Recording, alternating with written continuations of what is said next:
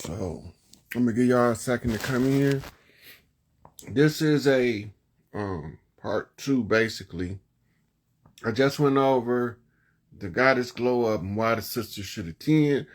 Went over the spiritual significance of the timing of the location.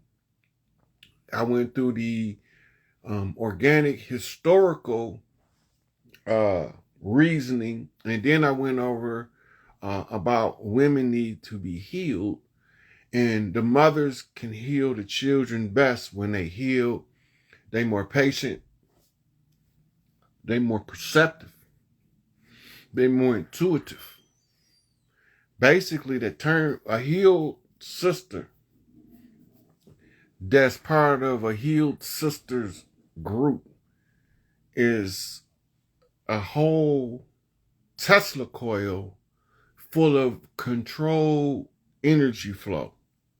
What you mean controlled energy flow, right?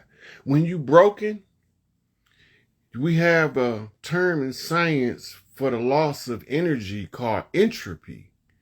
Entropy is when something is needing more energy than it can take in to sustain itself. And so it's an energy loss taking place. And that energy loss is the entropy or the falling away from something. So we take in food, but if we don't eat enough, we start developing malnutrition. But nobody don't stop to take the time. If we don't take the time to heal spiritually, we ain't no good to nobody, because that's when you start having depression. You start having psychological dysfunctions and disorders because you're not healed. When you healed, you can't be insane. When you healed, you can't produce sociopathic children. You can't produce narcissistic children. You can't produce it because you will understand the nature, and you will know how to nurture every kind of child by being healed. As a mother, your intuition is that on point. That's the law of nature. It has nothing to do with what I like, want, or am choosing. It's just the facts of this is nature. And we nature coming back to reclaim this shit. Now y'all can take it back if you want to, or you can leave it to the enemy so we can be at his whim. I'm not finna be under nobody motherfucking thumb. I don't care what happened. So at the end of the day, the healed women heal children, they heal families. And the family tree don't look like it's in chaos. It looks well trimmed and groomed. The whole forest looks neat because everybody's family tree is naturally pruned. You don't need an outside source to control the internal function. So let me see what's in here. First.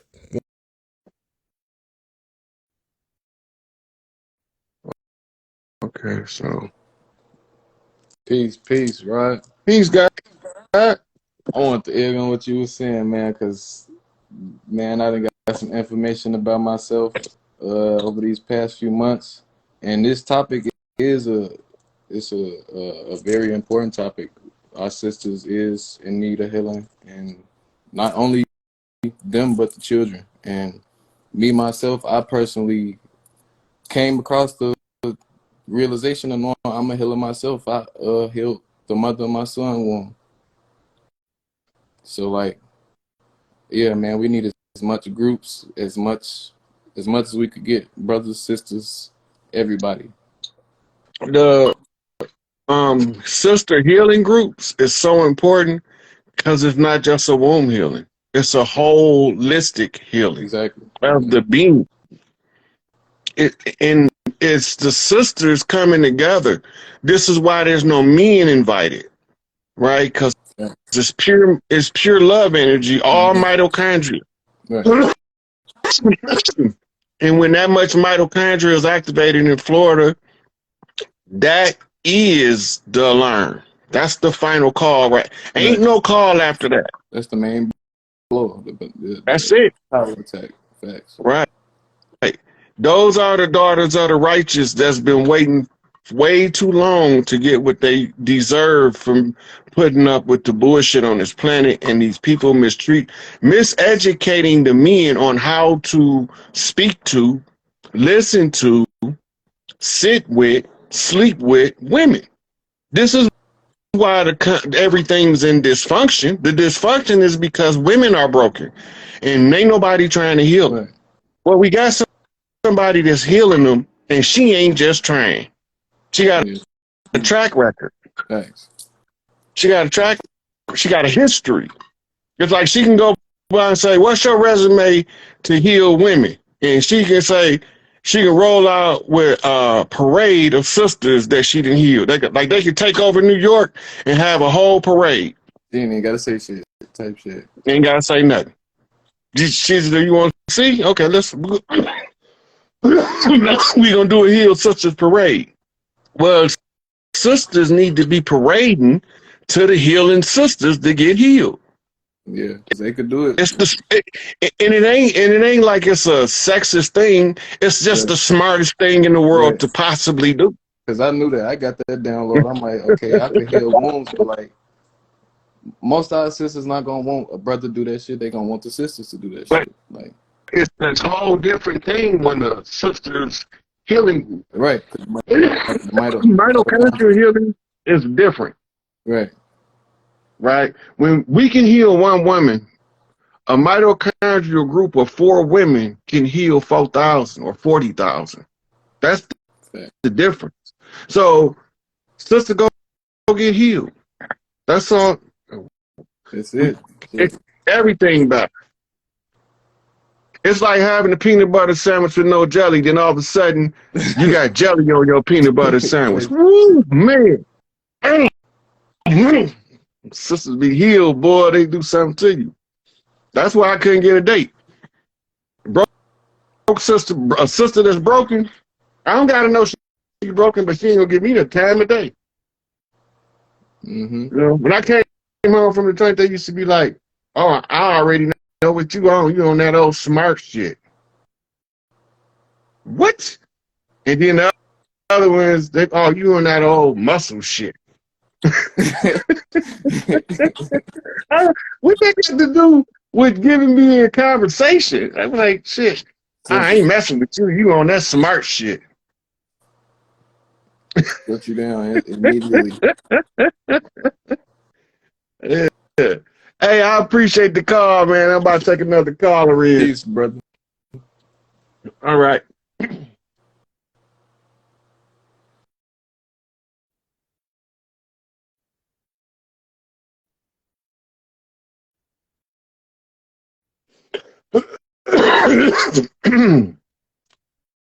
Man, see, people be judging the book by its cover. Let me tell y'all a secret. I want y'all to look up a story by Khalil Gibran called John the Madman. Read that story. Peace, God. Peace. Peace, Brother Rod. Hey, I can't see you. Can you see me now? Oh, hey. How you doing? I like your hair. Hi. I'm I'm good. Thank you, thank you. I'm so excited because I've been like chatting with you for a while and like I've been wanting to get on one of your lives for so long. But I want to keep it short. So my question is kind of like about a lot of the stuff that you talk about. My mother, I recently lost my mother like 2 years ago, was in April this year. And it was almost like after she passed, it was almost like that's when my spiritual awakening like really kicked in. And I feel like she was in our family like the matriarch like of our family. A lot of people like since she's passed have like kind of brought that up, that like she was kind of the, we have a grandmother still that's alive and like she's our physical matriarch, but like she's even said that like my mom was kind of the one that like kind of kept us all together. She was like really the glue. Yeah, she was the glue. of our family. And like, so yeah, but like my mom, she was also kind of always seen as like the one like a little off her rocker too. Like a lot of people always would like joke about that too. Like she was a little quirky, and I get that from her a lot. That like we're very similar. Like people have told me that like once she left, like I kind of took in her essence. And I guess my question just would be that like I feel like not in no like cocky way, but I feel like I'm the one like in our family that's supposed to Did you take up watch The that mantle Matrix, now and like sweetie? carry on kind of what she was doing Do because she you kind of remember left the early on. Like scene she, I feel when like she Neo didn't really went get to. to the Yes, Oracle yes, and the Oracle yes, said, "Sorry, you're not the one. You got the gift." And when he got ready to tell Morpheus, Morpheus said, "That wasn't for me. That was for you." Be cocky. Be arrogant. Right? But just tell the truth. okay, Accept yourself and be who you are. right, right, Your mama already talking to you, sweetie. right, She left you a wow, whole okay, list of instructions. Follow them. They work. yeah, Don't doubt yourself. yeah. I just feel like, yeah, I was gonna say I feel like I be doubting myself a lot because like me and her was really like the only type of people kind of in our family. I mean, other people have starting to kind of wake up as well, but I feel like we was the only ones that was really like strong-willed about it. That like this is what the fuck it is, and like we not like like going off of that. So I feel like that'd be the only thing that be making me doubt myself. I'd be feeling like I don't like I'm still young and like I don't really know. You But black but yeah, girl I magic feel you. walking She did around leave in the me. flesh. She did leave me her instructions. You, you the whole black girl magic walking around wondering if you really magical for real. Doing the magic for everybody else but yourself. Right, Fall back. Regroup. For your family, you are the one. As soon as you say you is. When you say you is, you're going to stop looking at that torch your mama dropped and just pick that motherfucker up and keep moving. right, Because she said if the torch fall, baby, just pick it up and keep moving. right, She just don't use my terminologies, but she gave you the information to tell you the story. She told you who not to fuck with. yeah. Leave She definitely that did. nigga She alone. did. Leave that bitch alone. She crazy. She flat out told you. Black girl magic is most activated by self-confidence that Yeah, come across as cocky and arrogant to those who don't understand the nature of who you are. Go back and watch the college finals again. right. What city you in? Yeah, yeah, yeah. I'm from I mean I remember you said you was in the Delaware area. I'm from New Jersey, but like it's in South Jersey. Our family is from Pennsgrove, New Listen, Jersey. And I don't even know if people I really lived know in about that Newark. area, but it's like literally 10 minutes away from Delaware. Look, I had to go everywhere that I was going to be called to answer Okay, well for. then yeah, I yeah, had to see what the survey of the land was. And New Jersey was the land of black girl magic, Asada Shakur. And the queen is in exile. As soon as we get enough healed sisters, she gonna yeah, come home with a black girl magic parade and a whole bunch of sisters wearing black tight ass leather jackets, black jeans and boots with afros like yours. That's gonna be her personal clique. That's her sister healing group.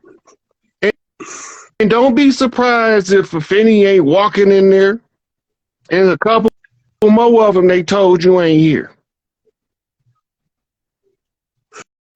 Black girl magic a bad motherfucker when they realize word, who they is.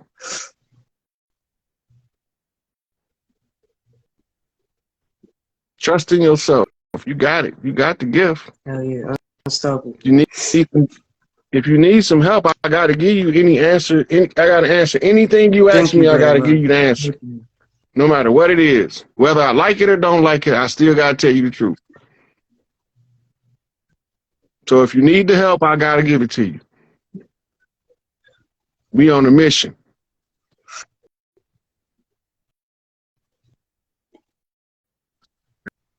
Absolutely. It's a good.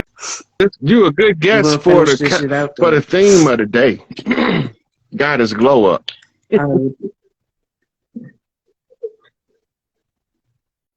I was. This is really crazy, brother Rock, because I've been trying so hard to like get on one of your lives to like talk to you. I got So like this is really crazy. I mean, and if you had time, I had one last question. My last question was about it kind of had to do with what you was talking about today as far as the water. So like my mom, she was an Aquarius, and you know that's the water the person holding the water pitcher pouring, but water also symbolizes spirit, which I'm aware of. But like while my mom was living, we me and her had a very deep connection with the river that we lived close by to. And like she would always take me down there. I would go down there by myself sometimes, just sit by the water. But I never really thought much of it until again, like after I feel like I started to have my spiritual awakening and I made those connections, and like now I go down there and I'll sit and talk like, you know, to great spirit, just or I'll talk to my mom, like, you know, just talk to my ancestors. But I guess I had gotten advice from somebody that was telling me when I was trying to get into divination. They had told me to go to the water and to just like get better acquainted with the water. I guess the spirit of the water that we're close to. So I guess like just how would you like what would be your advice on that? Like how to better like get close with the water? Because I'm a Pisces too. Mm-hmm. I'm a Pisces too. So I Offerings feel like the water is of really the three like sisters. a part of my life. Like You got Oye, Yemiya, and Oshun at the river. They gonna channel your energy and tune you in to the psychological frequency where your mother is gonna be the voice that talks to you. You're gonna hear it in your head like she's standing in the room. Wear white. But the day that you go to give an offering to Oye, wear her colors. When you go to give offerings to Yemiya, wear her colors. When you go give offerings to Oshun, wear her colors. You're doing it to what you're doing is opening what's called a two-way spirit channel. The two-way spirit channel ties us back to the what we call the ancestors of the first time. The first time was when we laid the foundations of the creation that we call Earth, right? It's the seven sisters. But you have to get the three ladies of the lake, the three sisters, to push you or raise you so that you can identify the seven sisters, which is the seven spiritual energies of the earth's creation. And turning up your mitochondria aids you in communicating with all of the earth spirits, which is the great sisters that's going to empower you to do your mission. Because you already know you got some heavy lifting to do later, but you have to get trained for it first. Your mama did her part, and she had to get out your way because you would have been looking for her to tell you what to do instead of being the leader that you meant to be. My mama did the same shit to me. She checked out on my ass. yeah, absolutely, yeah.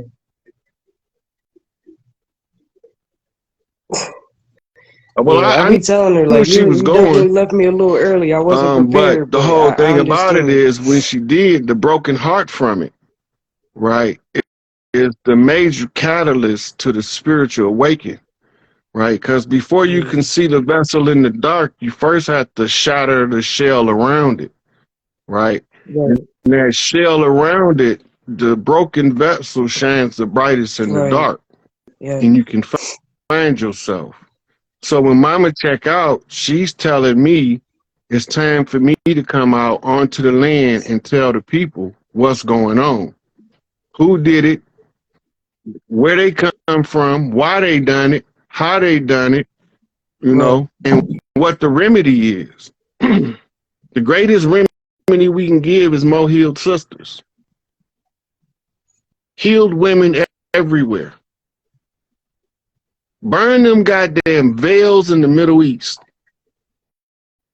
Put them big mamas back in charge. Take them sheiks and them other pedophiles out to the gallows and off with their motherfucking head. They all got these positions to dominate these women so they can marry children, prepubescent children, 8 and 9 years old. Murder them all and get the big mamas of the land back they shit in the Middle East. Kill off every one of them motherfuckers and don't leave none left that carry that motherfucking bullshit in their red motherfucking bloody stained hands. We know they doing it. They told us they doing it. They showed us they doing it. They ain't hiding it. They got the women walking around in a 400-degree heat in a black-ass hijab covered from head to toe. She got to be hot. Take that bullshit off. The ones who can't culturally reassimilate is allowed to wear whatever they want to wear. But the new generation gonna break free. Because it's the time of these sisters of the earth to get their shit back. Mama told me, make sure my sisters get all their shit. If it's one rock that belonged to one of my sisters tucked in the corner somewhere, I'm going to find that motherfucker because we going to get it all back to him. Believe in you. Believe Hell yeah. in you. Thank you so much, brother. Thank you so much. I really appreciate it. Peace, brother. I'm gonna That's a beautiful sister. Her soul. Oh, my man's in here. What's up, dog? I ain't talked to him in a minute. King Kong motherfucker up in this.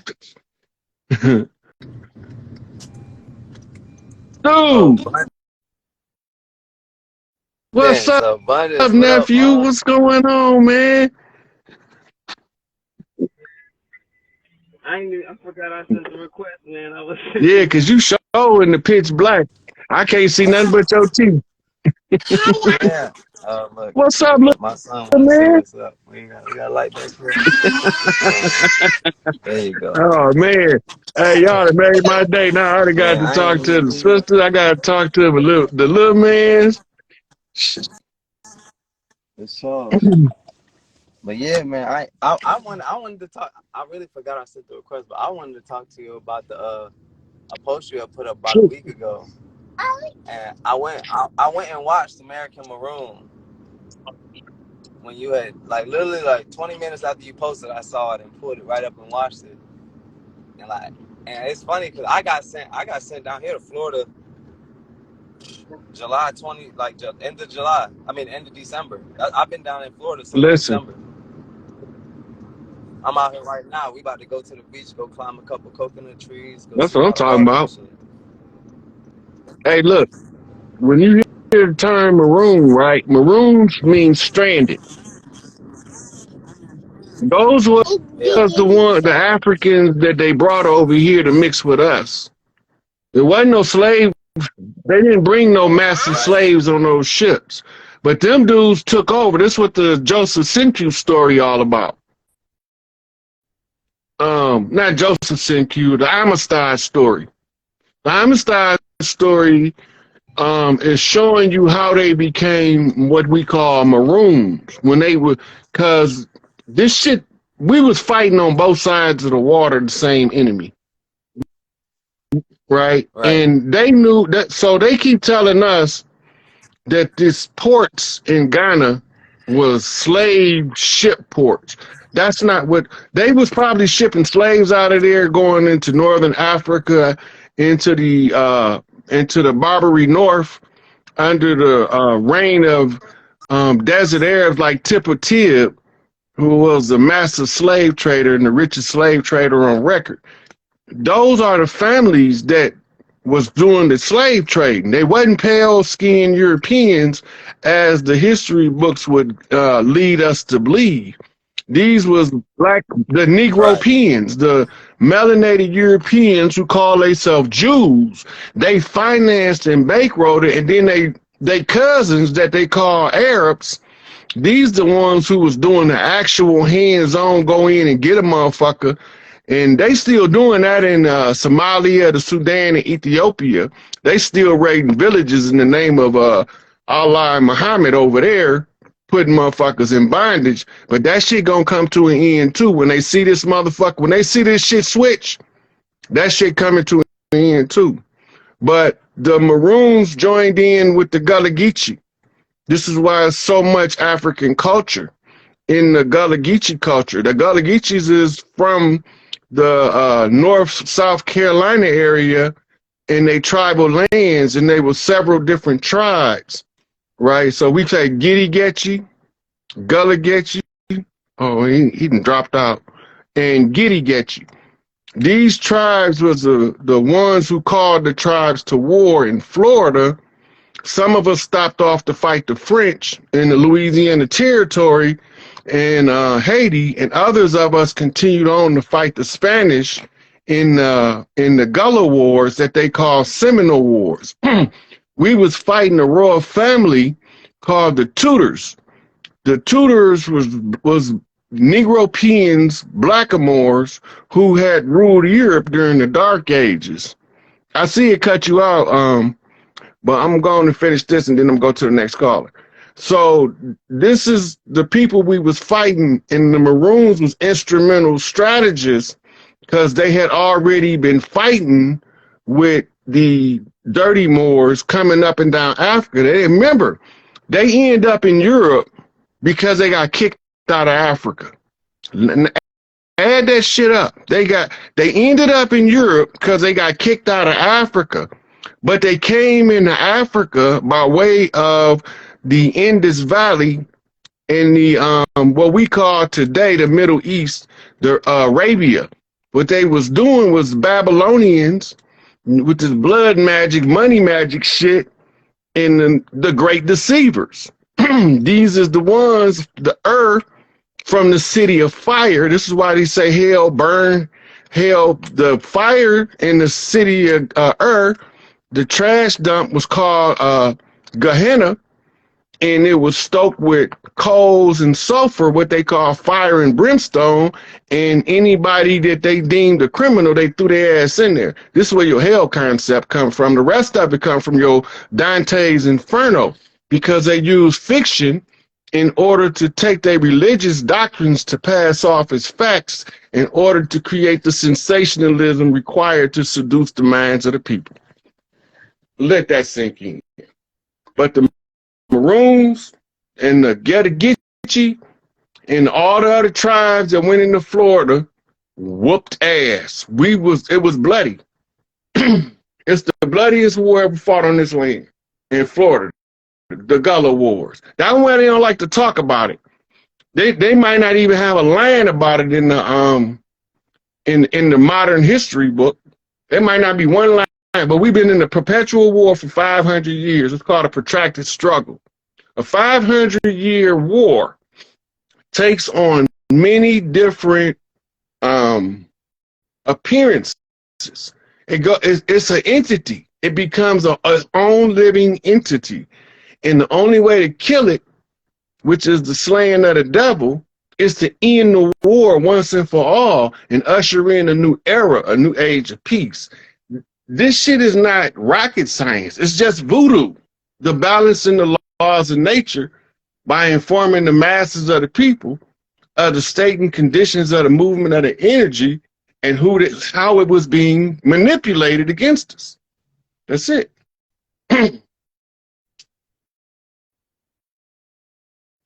Yeah, so I'm going to take another caller. I'm going to get some sisters in here because I want to ride that goddess glow up energy.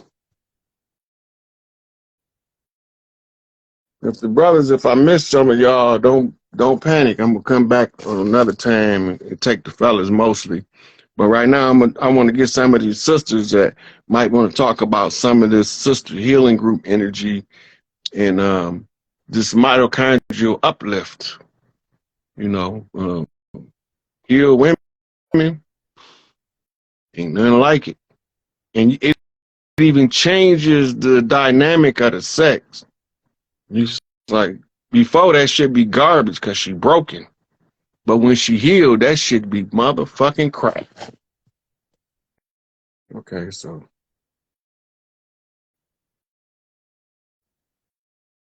she must be busy. I'll try another one.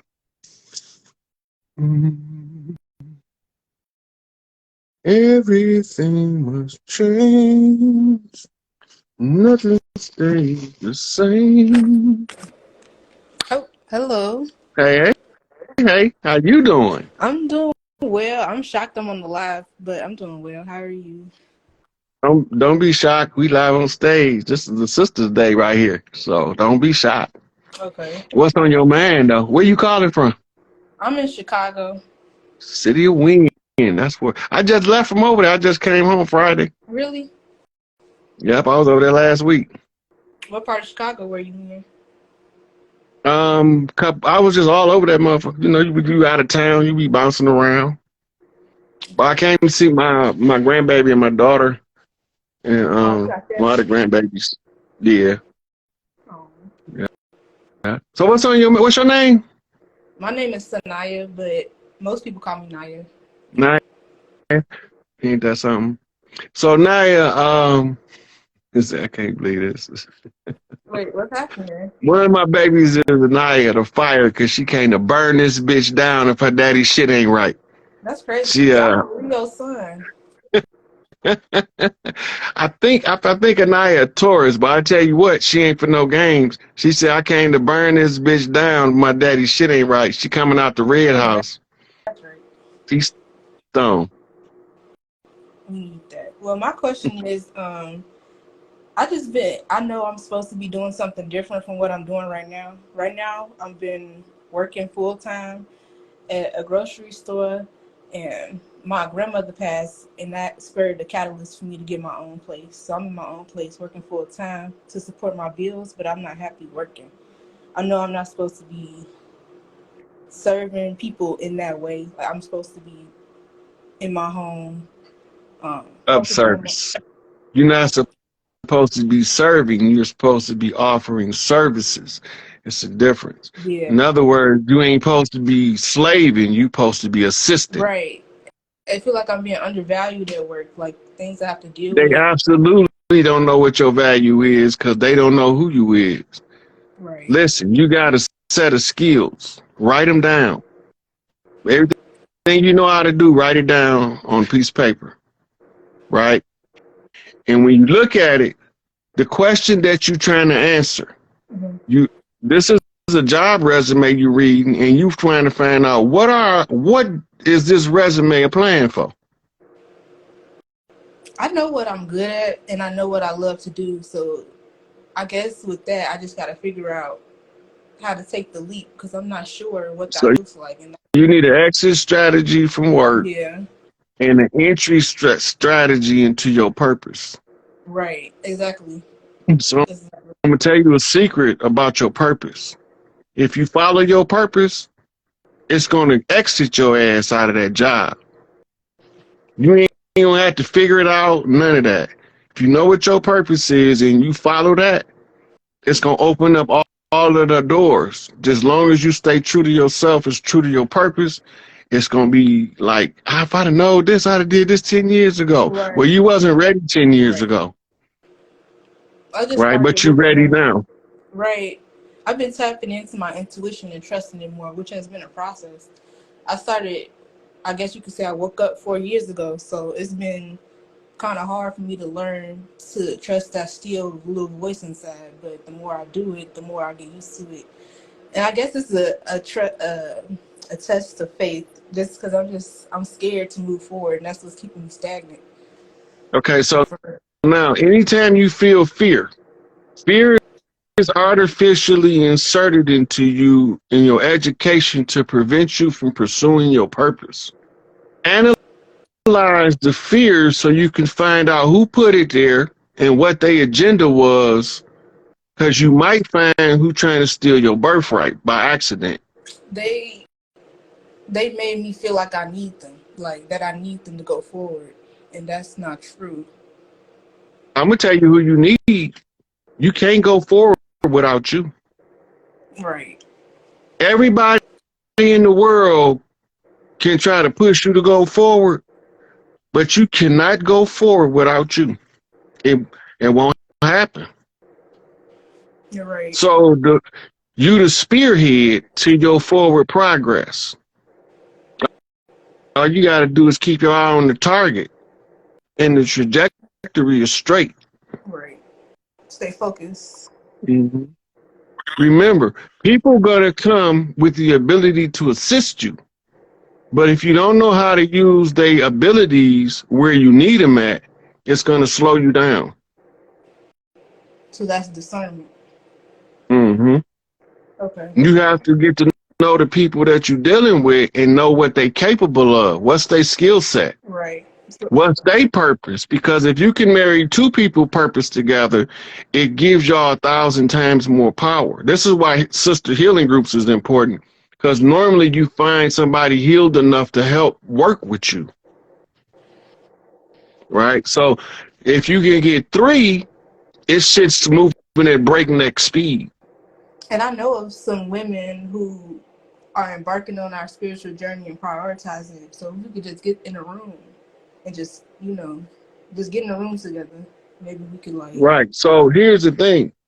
Y'all got different skill sets. How can y'all use all of y'all purposes to help each other purposes? The question y'all try to answer. Right. You might find out that y'all got enough skills, know-how, where y'all can put something together and be self-sufficient without ever asking for $1 from nobody. It'll just come. And my sister, she grows marijuana, and she know how to use her hands. That's her skill. And one of my skills is being able to read energy. Just like if I go in the room, I can just read what's going on. If I'm around people, I can pick up on their stories. And she also has psychic gifts too. So I'm just thinking, how can we combine? I'm also a writer. I'm a creator in general. So I'm just thinking, how can we combine our strengths to create something? Well, y'all probably used to play certain games when y'all was little, practicing being adults. Go back to that time and remember that imaginative quality y'all had and use that to bring y'all skills together now, and that'll help. Okay, that's good advice. I'll do that.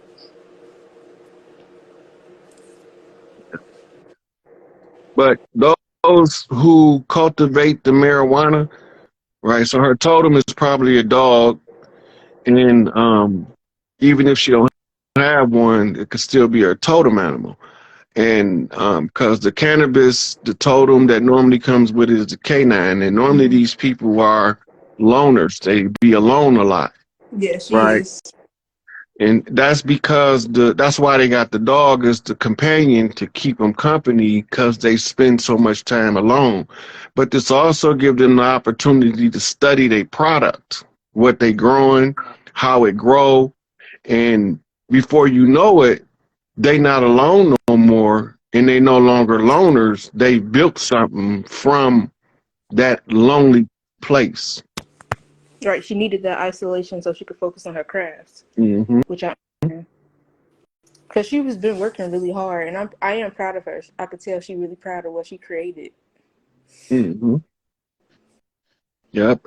And then the more encouraging and loving support you give her, it's going to come back to you. Reciprocity, gratitude, and love. Them three ingredients right there going to overcome 98% of y'all obstacles. And we got a lot of that to give to each other. We have a unique story just because we didn't grow up together, but we rekindled our relationship in 2018, and we've been Mm-hmm. getting closer, and it's really been healing me because I didn't know a part of me was really missing until we got closer, you know. Mm-hmm. And what's something Yeah. that really brought us closer is us losing our grandmother 2 months ago. and having to deal with. Y'all, y'all both knew your grandmother though, right? My grandma raised me, but she didn't really know my other sister well. Mm. Yeah. Yeah. So you the one who got the seasoning from the elder, Yeah. My grandma right? definitely, yeah. Mm. So she the one taught you how to reach out to your sister by the way she raised you, Yeah. right? So that's the compassionate side of Granny that's driving you. So now you know where your compassion is derived from, I do. right? And in your personal nature is the desire for the sister. Absolutely. You, Yeah. so this combination makes you a perfect person to bring healing to your sister. It does. It does. I sigh because it's a big job, but I know I can handle it and it would be fulfilling for both of us. I'm gonna tell you this: biggest jobs got the biggest rewards. Yeah. I know what I need to do. I do.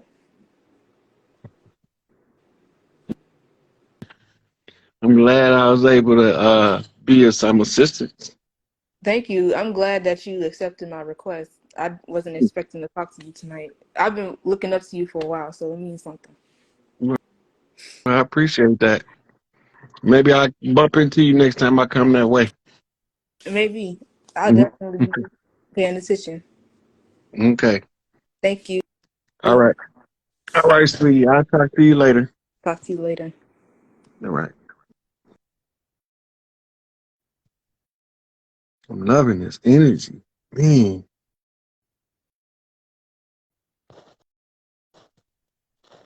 Let it flow, let it flow, let it flow. Tony Braxton. Hey, We finally made it together. how you doing? Where you calling from? Atlanta ATL. ATL in the house. What's your name, sweetie? I'm Latanya, rebirthed by Latanya, the one that's always talking to you in the Oh, comments. yeah, Nation yeah. of Islam, former MGT. Mm-hmm. So how you doing? I'm doing really good, Brother Rod. I just wanted to get on because you are touching in the space of my work, and I love that. I love what you're doing because you attract so many young women who and just young men and women. And one of the things that I know is that the Gen Xers and the millennials, there's a bridge that needs to be built between a lot of us. A lot of young women say things like, I don't trust women. I don't trust working with women. So I just wanted to come on and encourage Gen Xers to not judge millennials and Gen Z, to be a bridge for them, because some of them really are angry as hell with us because we've dropped the ball. So there has to be some atonement and a spirit of atonement with between women as well. Because I've been working with Iyanla Van Zandt for over 20 years. And even though y'all don't see the work that she does I in the deep. see Ariana. I've been watching her for at least 25 years.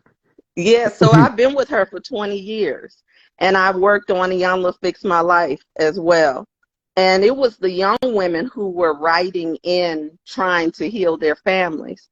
So I just wanted to, to one, encourage you and to support you, because that's what we do over here. I have to give credit to my husband because he was like, just get Always. on. Mhm. Yeah, let the king be heard, you know.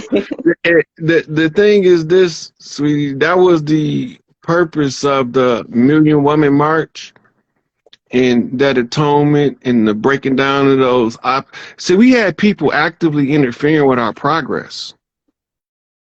And a lot of the youth is just now getting this part of the information about the people that was interfering with the elders teaching the elder women teaching the younger women about basic womanhood, right? Yes. It was being actively assaulted by military means that we never seen in our communities because we thought we was living a civilian life, right? We not living a civilian life. We living the life of a people that's an occupied territory.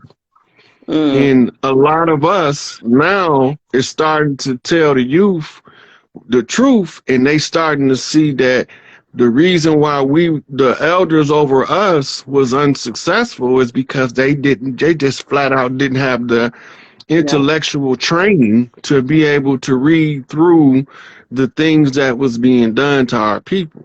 Yeah. Now we have a whole new generation of educated people coming from every angle, doing different work. Like Brother Kalai's dealing with solar flares and UVB rays. I'm not dealing with that right now because he got that well covered.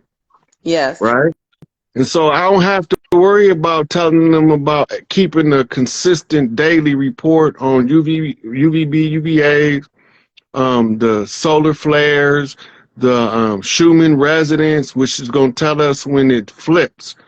And these spikes is the waking up of the Mother Earth. That's her energy bursts, right? Because we starting to reach these women on all levels, the elders, the middle age, and the young ones, who tell them about the processes of healing. Yeah. Right. So when they see that sister, like I brought up on the video I had done for the public service announcement, when they see the work she doing, if they can just be in the experience alone, does great works because the mitochondria is going to heal you.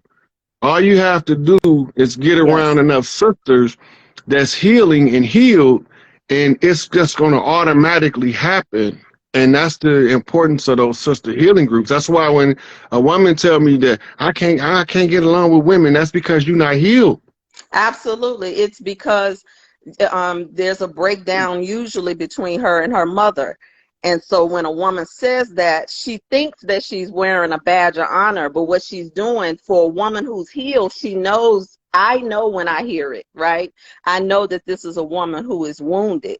And so that's really why I came on, is to encourage some of the young women to be more courageous, to get in spaces with some of us elders who will love you, who will remother you, because this work is happening.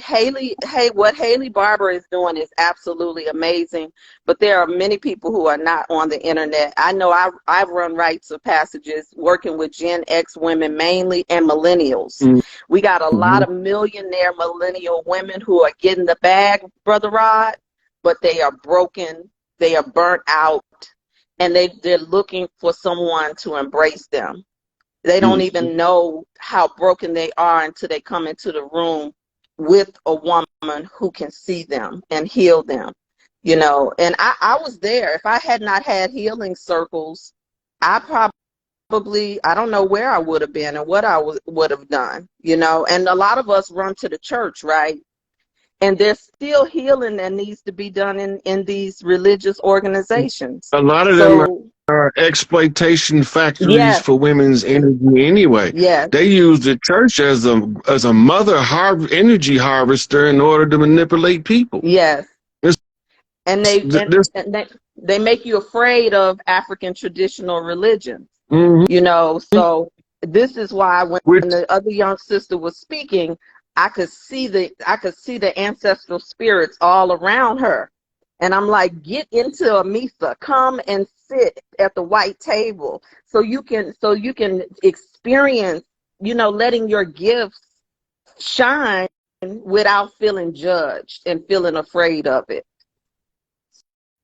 So I love what you're doing because we need it. And sometimes the young sisters need to hear. I love how they call you Uncle Rod. They call me Auntie. We not that old. That before I ever started this in real life, that's who I've been, Uncle Rod. You know, I got a whole bunch of names, you know, but Uncle Rod, it seems to be the most popular one. But then you got to remember, I got about 50 nieces and nephews and real blood nieces and nephews. My sisters and brothers' children.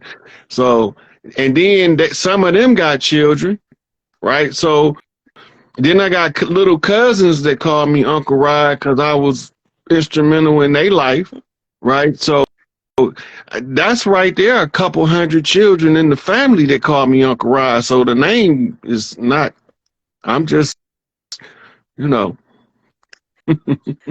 Well, you know, you are being supported by a lot of us who are quiet, but I couldn't leave you out there by yourself tonight. I know that we're going to do our live soon, but I just had to come. And so my husband really was the one who was like, just get on there. And you know, I love it when you talk about the Orisha, Yeah. because, you know, I just think that there's so many ways for our young women to find their way back to the mother, the great cosmic mother, the primordial mother.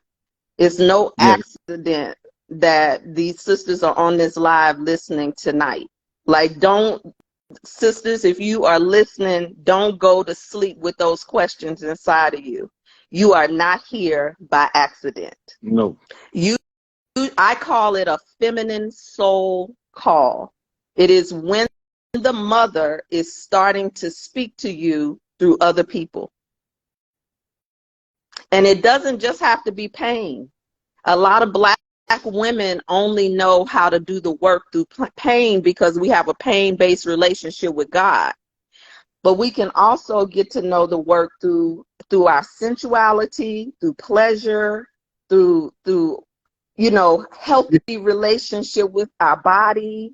You know, that's why I always say the ones dancing, they don't feel the oppression the same way as the ones complaining about them while they dancing. Yes.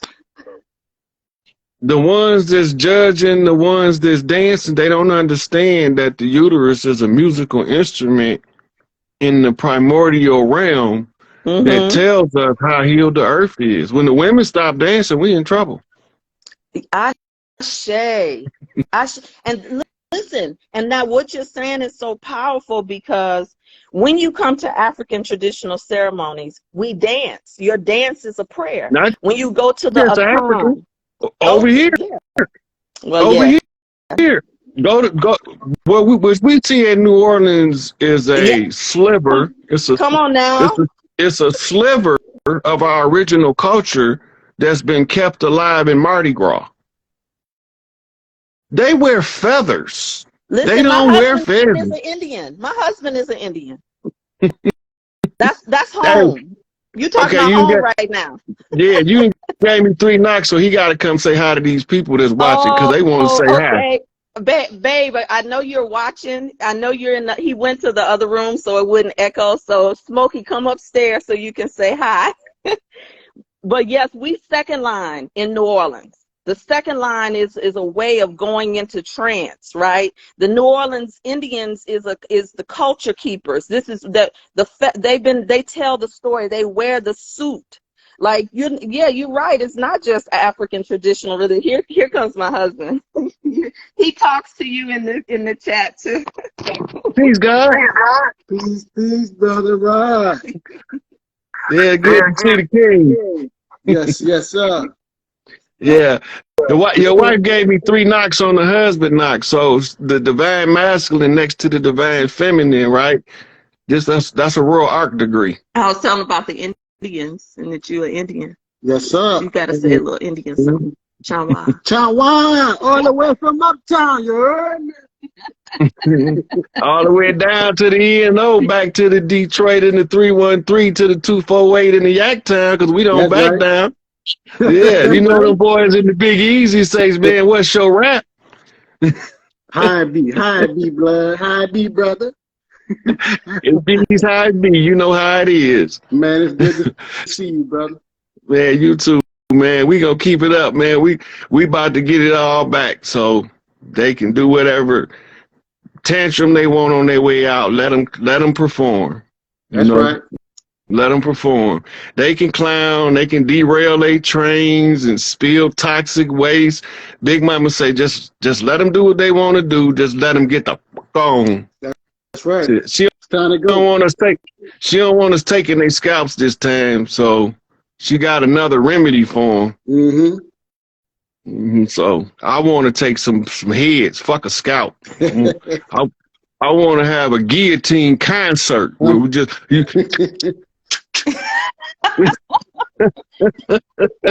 all them look, all them Jayhawks get caught hawk and chop their J off. You know what We I'm saying? about it. We You know what I'm saying? about it. Yes, sir. That's for the culture, man. That's for the culture, for the people. We ain't never stopped being who we was. That's how we can remember who we are. They, Absolutely. they You can walk teach us whatever they want, but they can't take it out the DNA. It's the culture. It's gonna always reemerge on top. Absolutely. And you got two Choctaws sitting here, right here, straight from the Mississippian culture, right here. Hey, look, I had Chief Redfeather Choctaw out of Memphis called me yesterday while I was meditating on the dock. Ooh. He was showing me the land. He told me come down there and go fishing. My OG down there in Memphis too. He wanted me to come fishing for some brim. I told him I'm gonna come down there. Sooner or later, I got to get this work done first. That's right. Ain't no days off till the job finished. That's right. When we get together, we're gonna do it big. Yep, coast to coast Mardi Gras. We gonna show them. We gonna show them every line, not just the second line. That's right. We're gonna be. That's right. At the first, we're at the beginning. You know. Mm-hmm. So Yep. keep on doing the work, brother. We appreciate it, bro. All right, man. I appreciate y'all. I'm gonna take another caller now. I appreciate y'all calling in. This is just making my day. I'm over here in euphoria. We love you, Brother Rod. I love y'all too. All right, ciao. All right.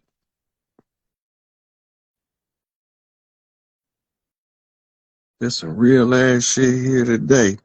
Oh yeah, you know I got to call you in here. You know I got to call you in here. I'm trying to talk to the sisters. I see my brother. I got to say something to him.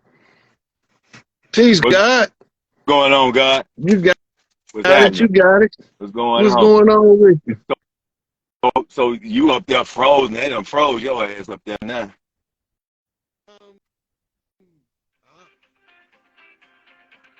Man, they done froze you.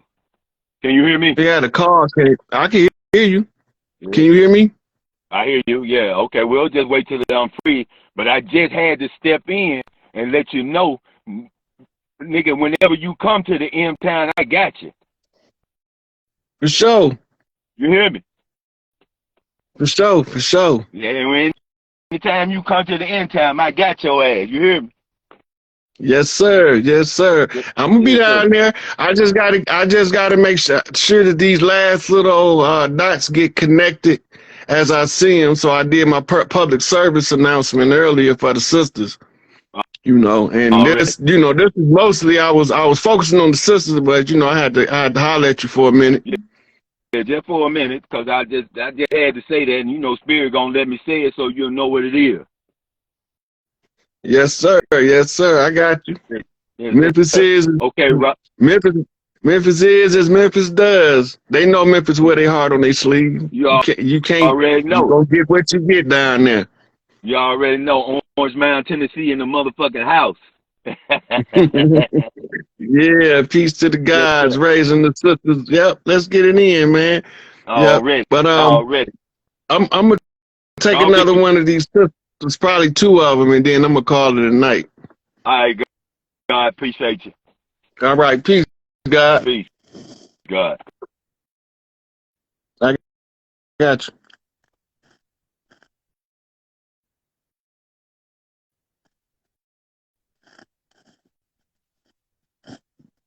Mm-hmm.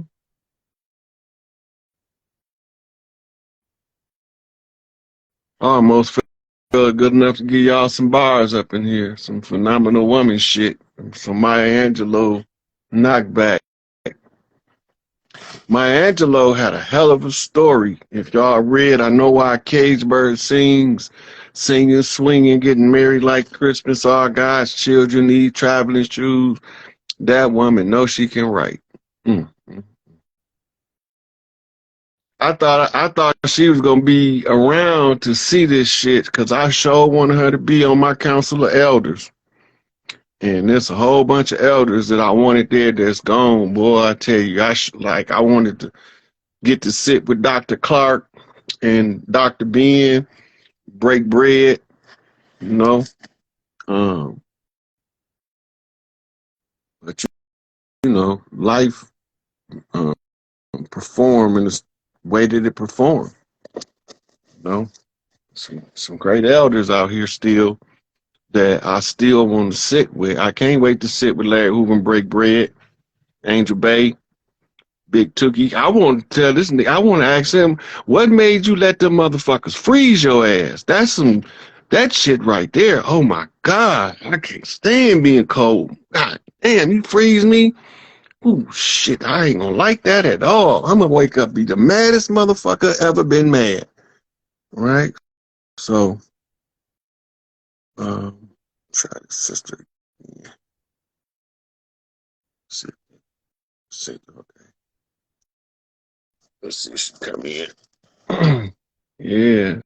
I'm gonna sit with the minister, eat me some bean pie and some bean soup. Yeah, that bean soup be slapping. And that bean pie. That bean pie so good, make you forget about sweet potato pie, pumpkin pie, apple pie.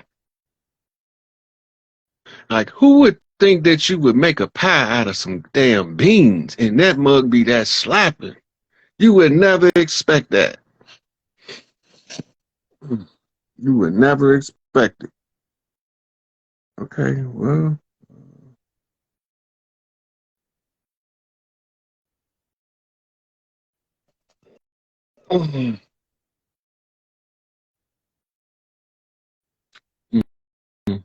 Look, hey, What up? how you doing? I was talking to you earlier telepathically. So I guess you received my message.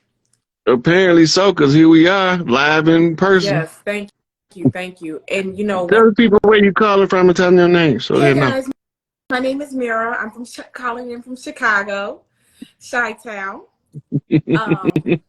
And you know, when I had put the request in early and I was walking around to get my food, I just wanted to say thank you because you activate my root chakra. You make me feel grounded. You make the women, the divine feminine, feel grounded to express themselves, to show up fully and authentically.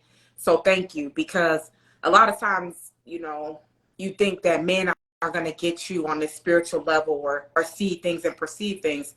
So what was coming to me earlier was about the perception of what's happening with the refugee. I don't know if that's the correct term, the refugees that are coming into the major cities. I wanted to get your perspective on that. And then my second question was about the Palladians. And then earlier you had talked about the Seven Sisters. So.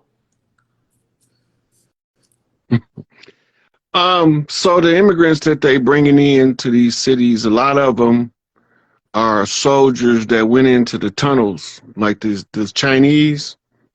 The part of their terms of running in those tunnels and extracting them children was they wanted to resettle over here in God's country. So they using the artificial invasion of the Mexican border, right, where they bring in people from Haiti and they bringing people from China. The Chinese people are being covered by bringing in people from Haiti and South America. But for what's going on right now on the land, it ain't enough border patrol to stop the migration to the mainland of North America from the rest of the tribes coming to have this celebration. We had ancient pacts with the Chinese, is why we have a lot of Lee in our family lines of the tribes. Like my father's name was Arthur Lee. His brother name was Henry Lee. Yep.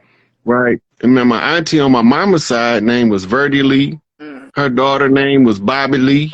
Right. So what we're looking at is soul contracts for aid and assistance to fight the evil on the land.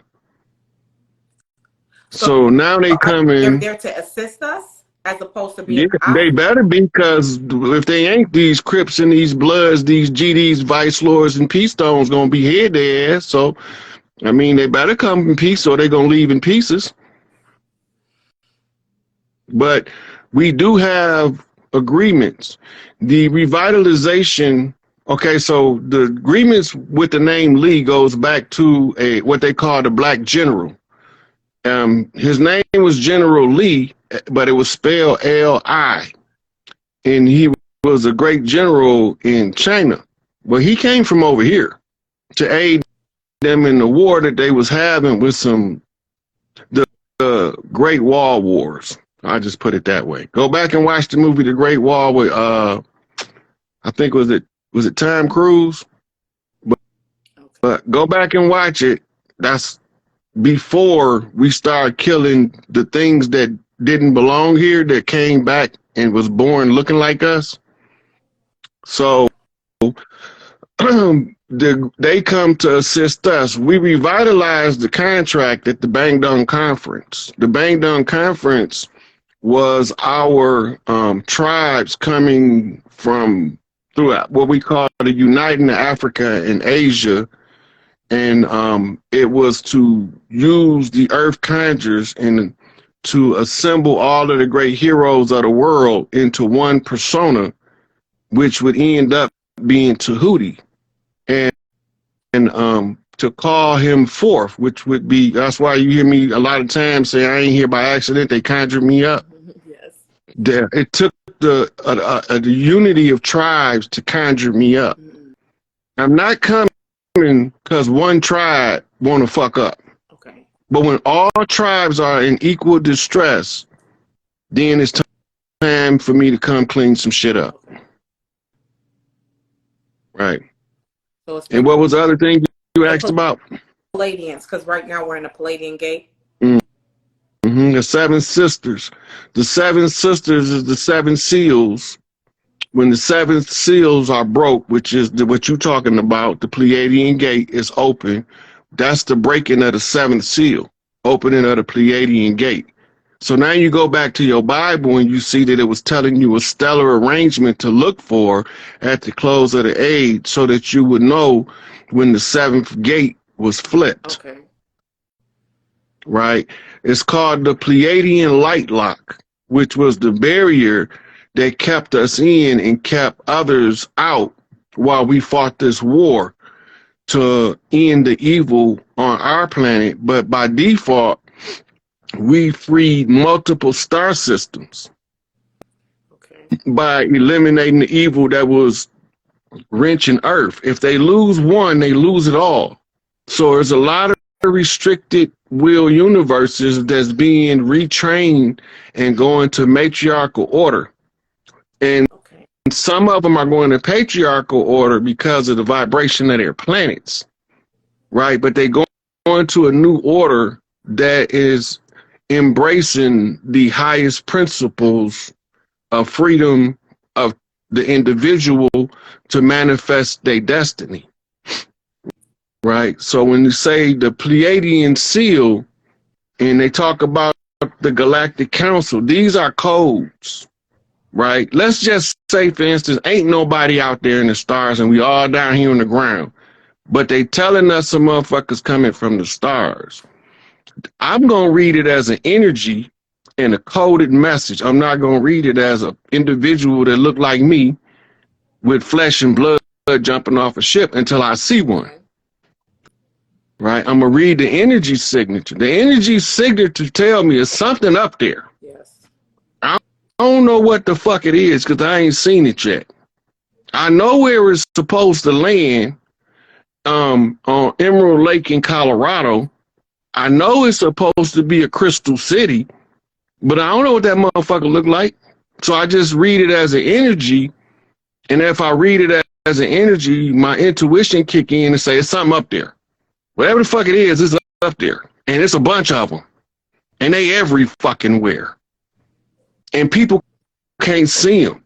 That means they're just outside of our light perception, because we only see on a certain spectrum of the light wave. Concerned They there though. people if they elevate their life, if they elevate their consciousness? Elevated consciousness expands your light spectrum perception where you can see more. This is why a lot of us are starting to wake up and we starting to see more. And now we starting to see some shit up there. I'm earthborn. So I'm not worried about going nowhere in those stars. I'm staying right here on the ground where I'm from. My motherfucking body come out of the Mississippi red clay dirt. The Adama, right?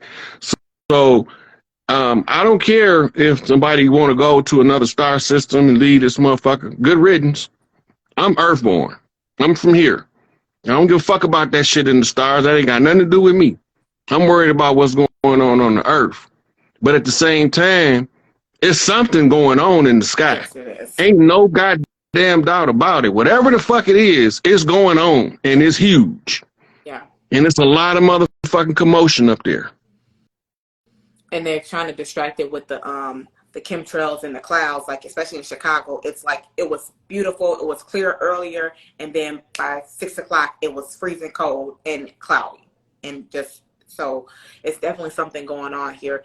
And earlier you were talking to the young lady about going to the, you know, when she to wear white and so you told me in Clubhouse to do that when I was in Mexico, and I did, and it was such a huge activation. So I thank you, because just following, and I even wrote in the comments, follow his instructions to a T, because that way of like wearing white and just like, even when like almost when I was early in the morning walking on the beach, everybody moved out my way and just connected straight up.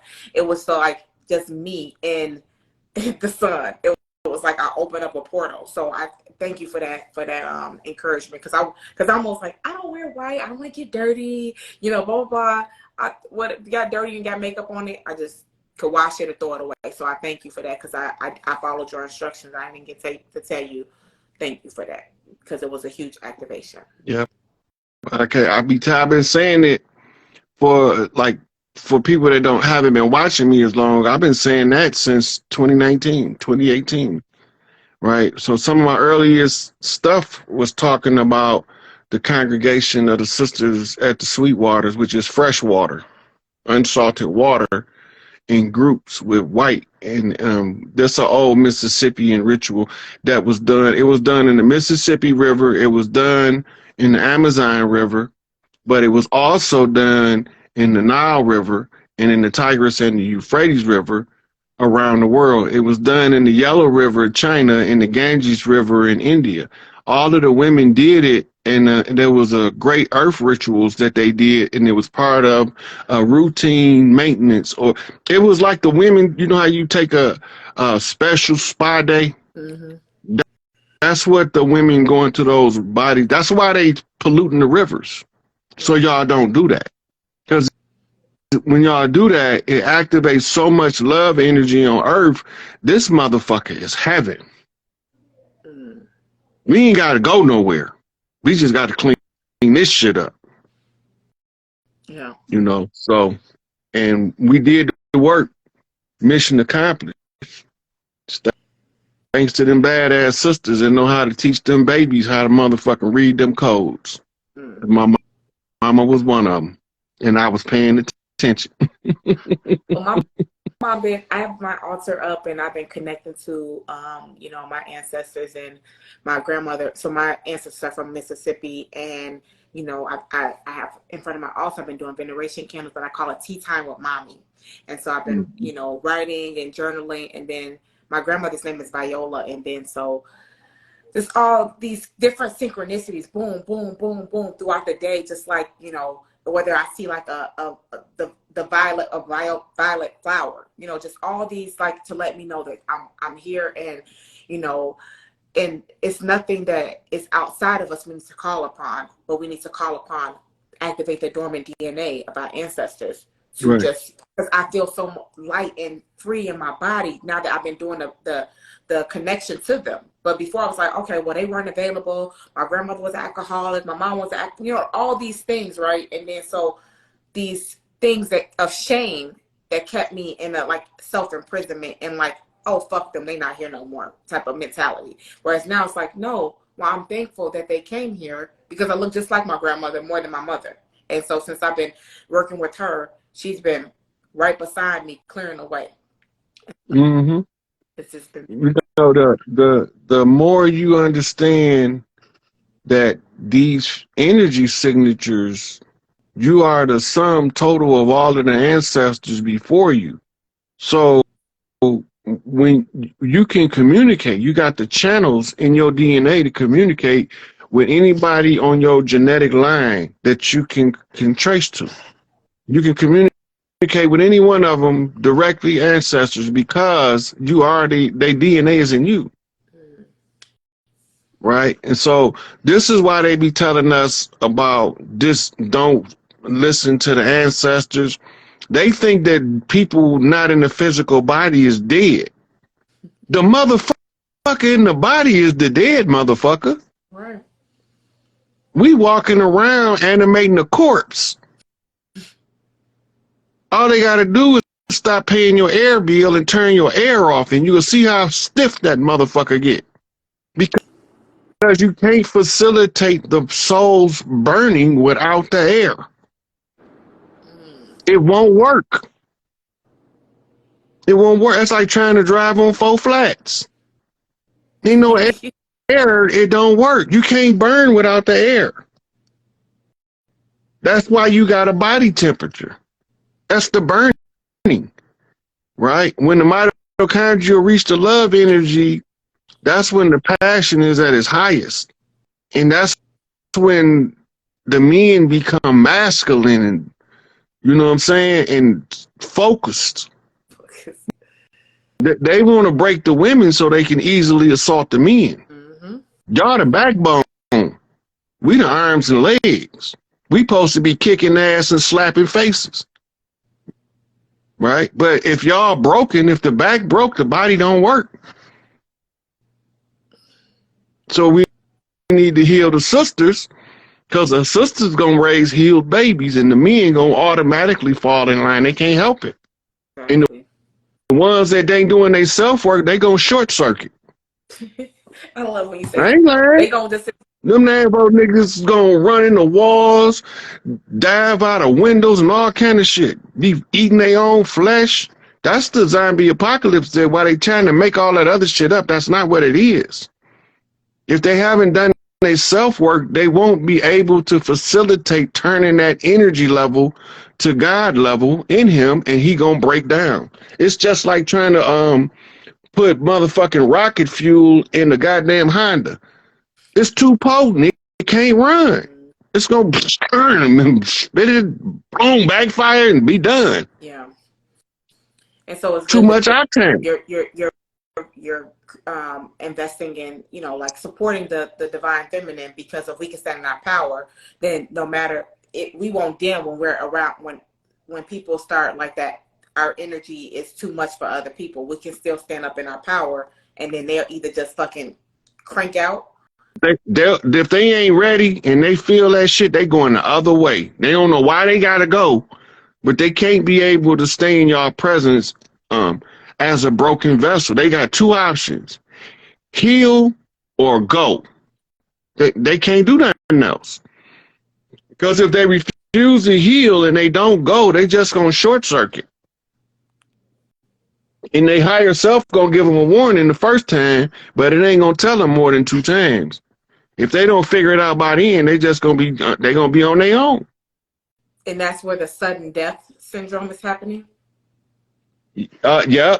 Some of them is just flat out Earth is turning off DNA. I was talking about that in 2019 before COVID ever hit. Motherfuckers is just gonna be dropping dead for no reason.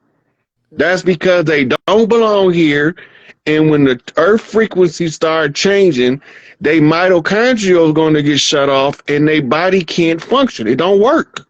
That's the power source. That's where the source of the burning come from. The conversion of energy coming from the mitochondria to fuel the DNA causes the motherfucking burning that facilitate the fire of the soul, a neutron star in the human body.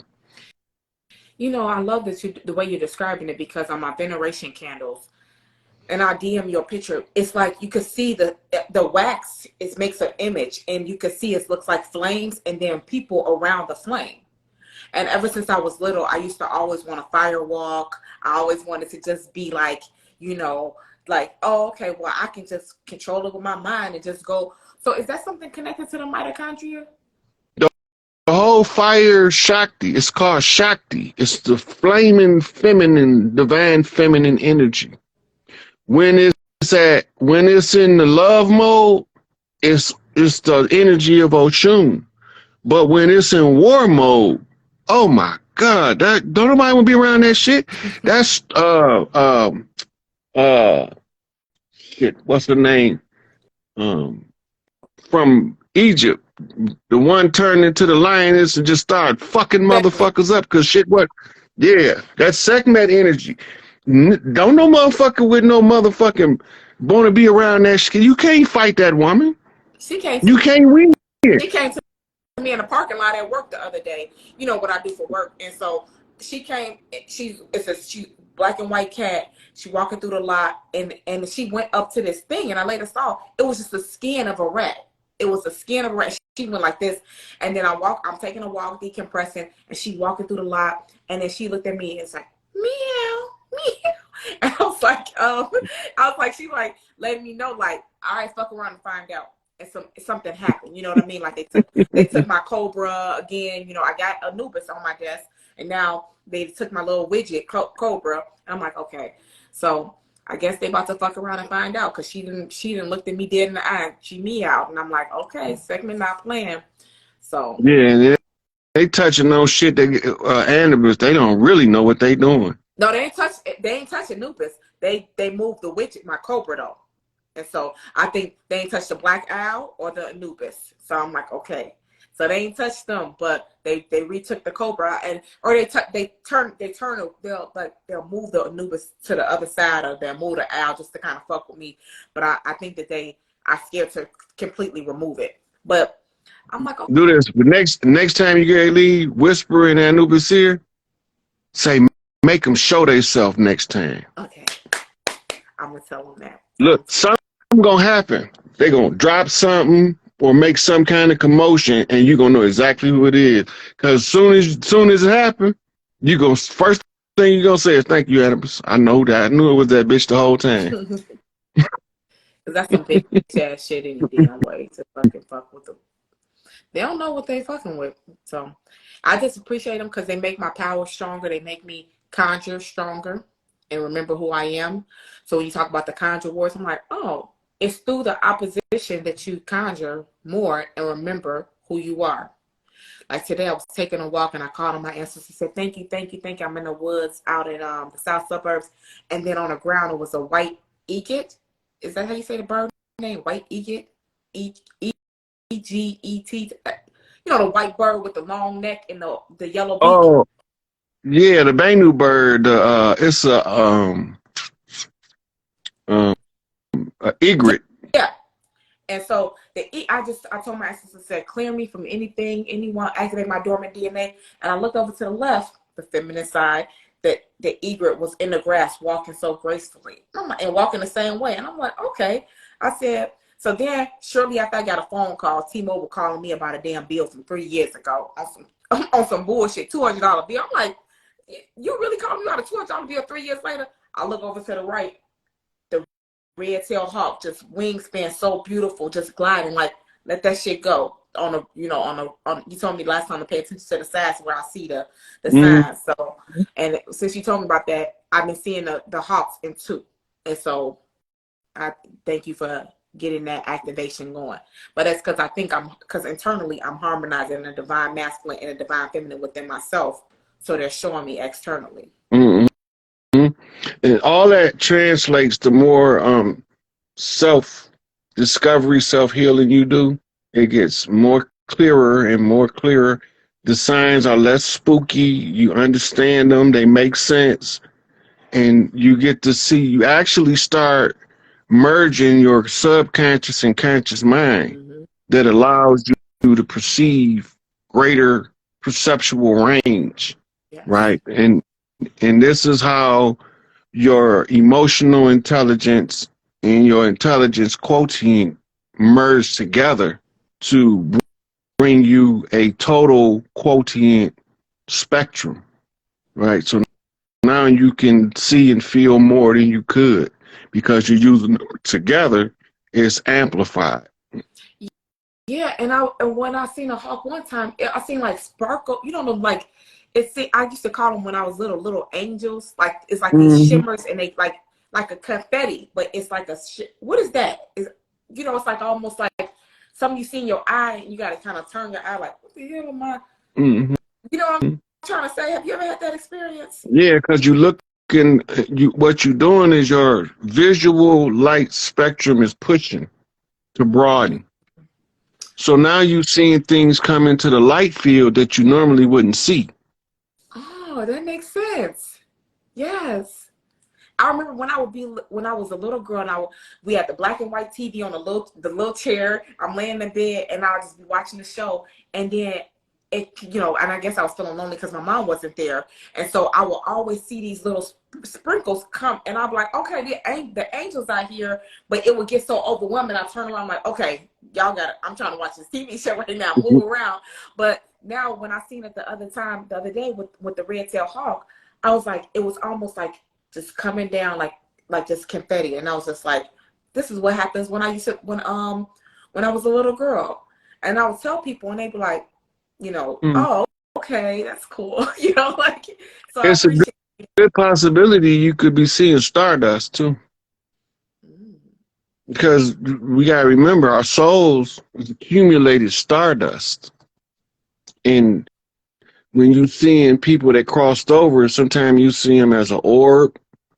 Sometimes you see him as a presence that you can't quite describe, like the predator when he cloaked. Sometimes your mind can see him, still be standing there, and you'll be like, I so seem like I see somebody, but the naked eye don't see him. That makes sense, So, because when I saw him, when I had this experience of the sprinkles, I was talking to my friend about her brother who had transitioned tragically, and I felt like it was a confirmation from her ancestors and my ancestors, like, because I did a veneration candle for him after that. So just the synchronicity of that, I'm like, yeah. I was like, but I haven't seen those sparkles in a long time. And like you said, it's the light spectrum of like being able to even notice a little tiny follicle floating across the screen, and like you just be able to perceive all these little small things. mm-hmm. And people be like, how do you notice everything? Or it's because you're looking. No, I'm not sitting up here trying to find all this shit. I'm at this shit, so I see it. Yeah. So when when your spiritual perception comes on, people don't. What the perception is not always the same. Some people will hear, some people will see, some people will sense, some people will smell, some people will have a strange taste in their mouth.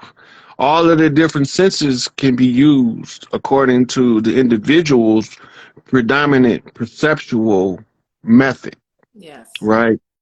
And it's the same with your learning style, right? You learn by having different sensations lock in information.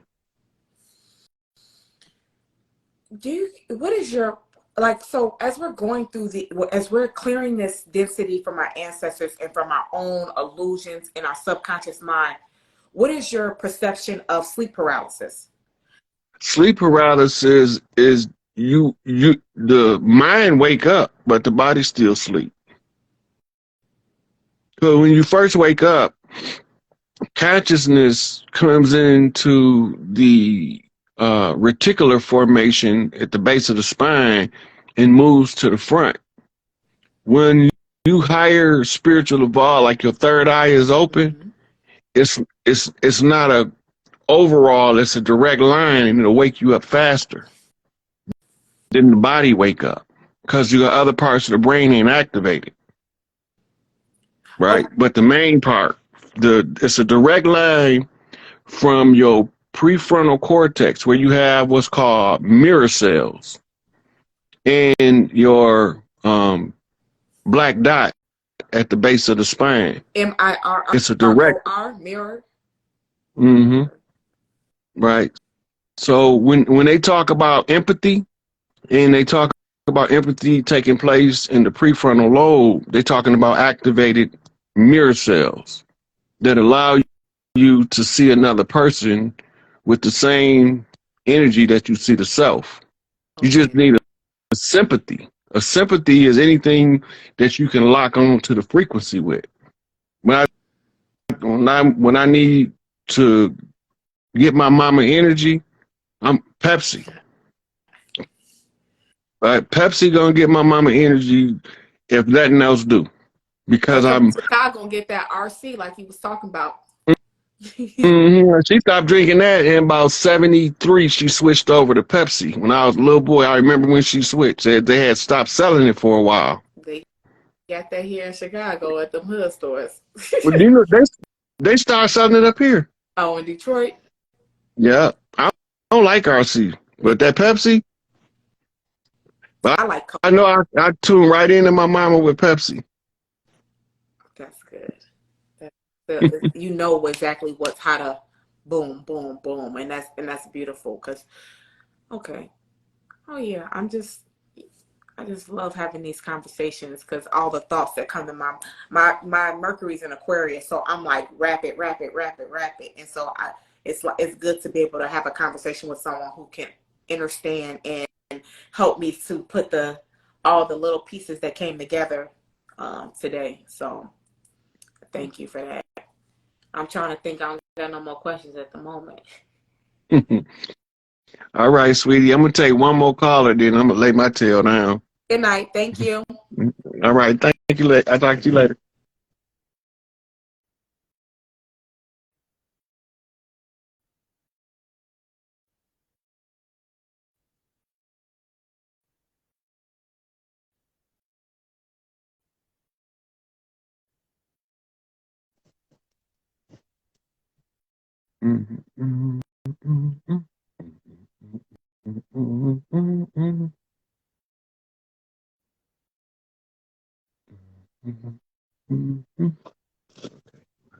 Try it differently.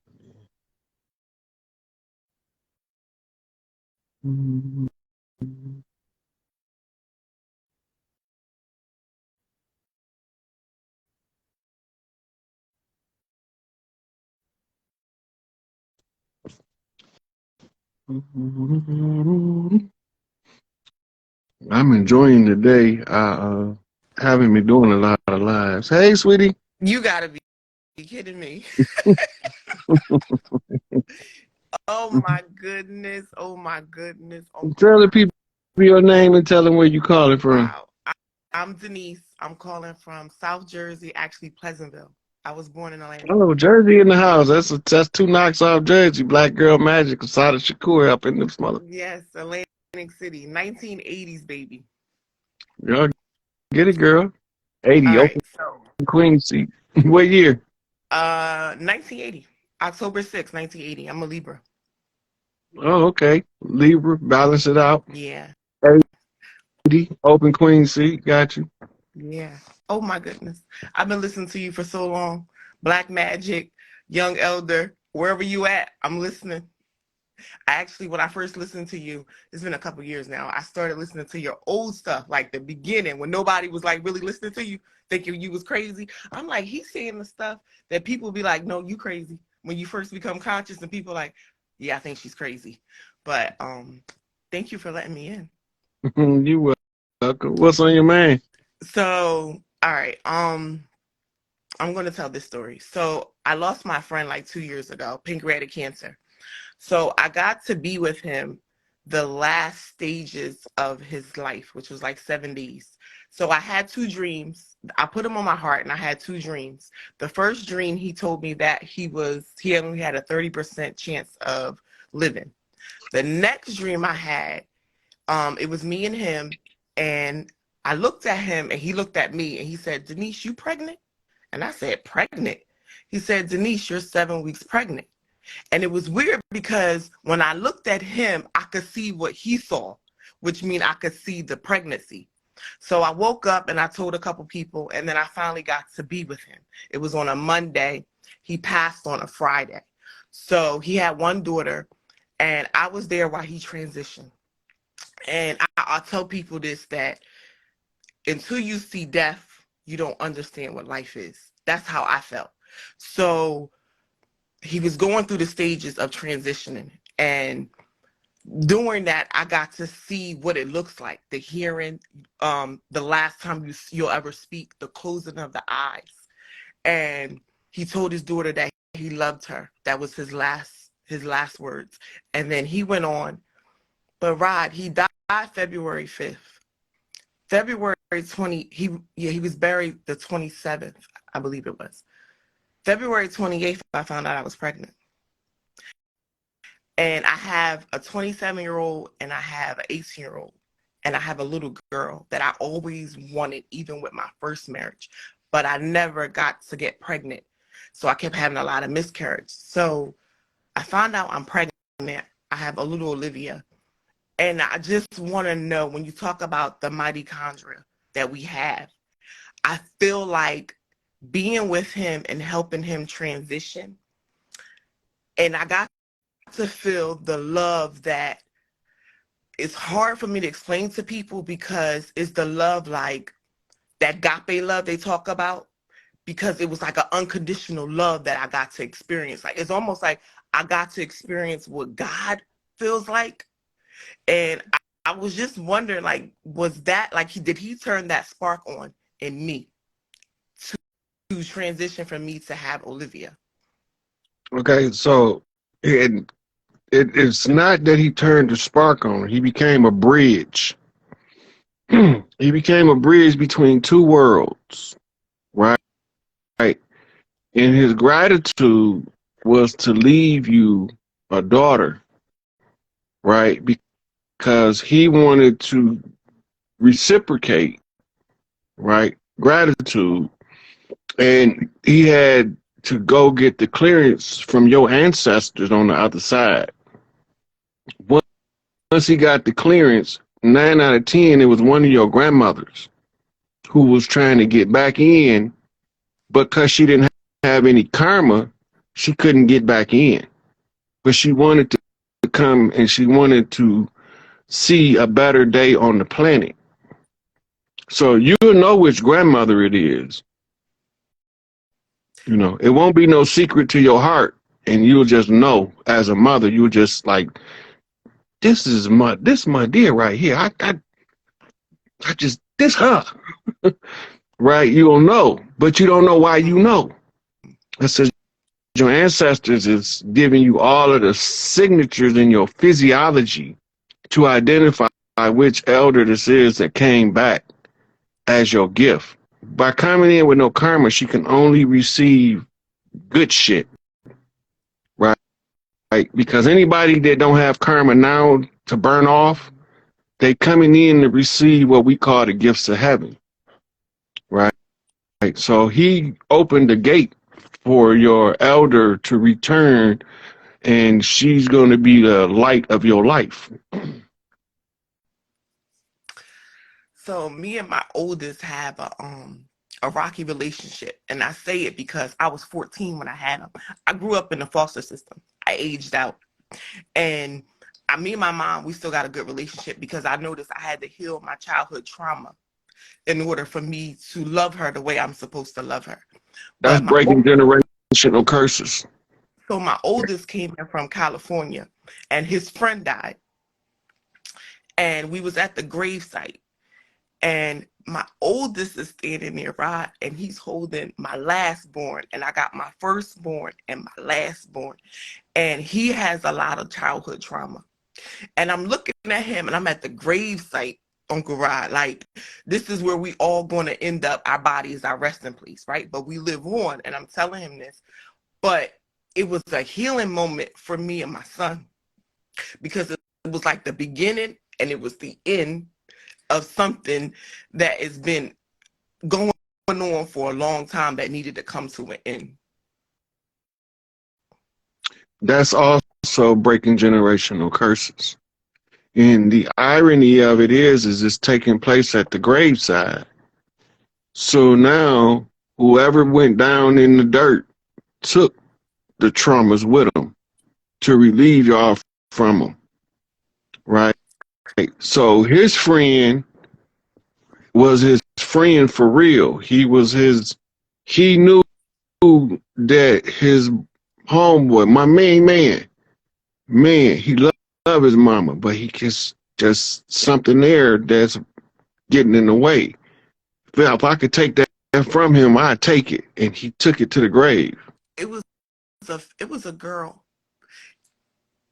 So the girl's mother passed away 2000.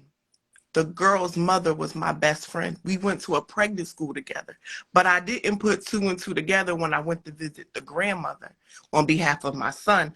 I didn't realize who the mother was. So when the grandmother said, I lost my son, I lost my daughter, now I lost my first granddaughter. So when she said that, it didn't register who the mom was until my son started talking at the funeral, and he was telling me how the funeral was. And I'm like, Tanya, I went to school with her mother. I remember when her mother passed away. And I'm like, y'all used to play when y'all was babies. And I could just see the pain, like how it hurt him, because he really wanted to help her because, she was trapped in the system. She had 2 kids, she was trapped in the hood. She wanted to get out. Nobody's listening. She really drank herself and she bled out. And nobody was listening to her when she was saying that she was in a lot of pain.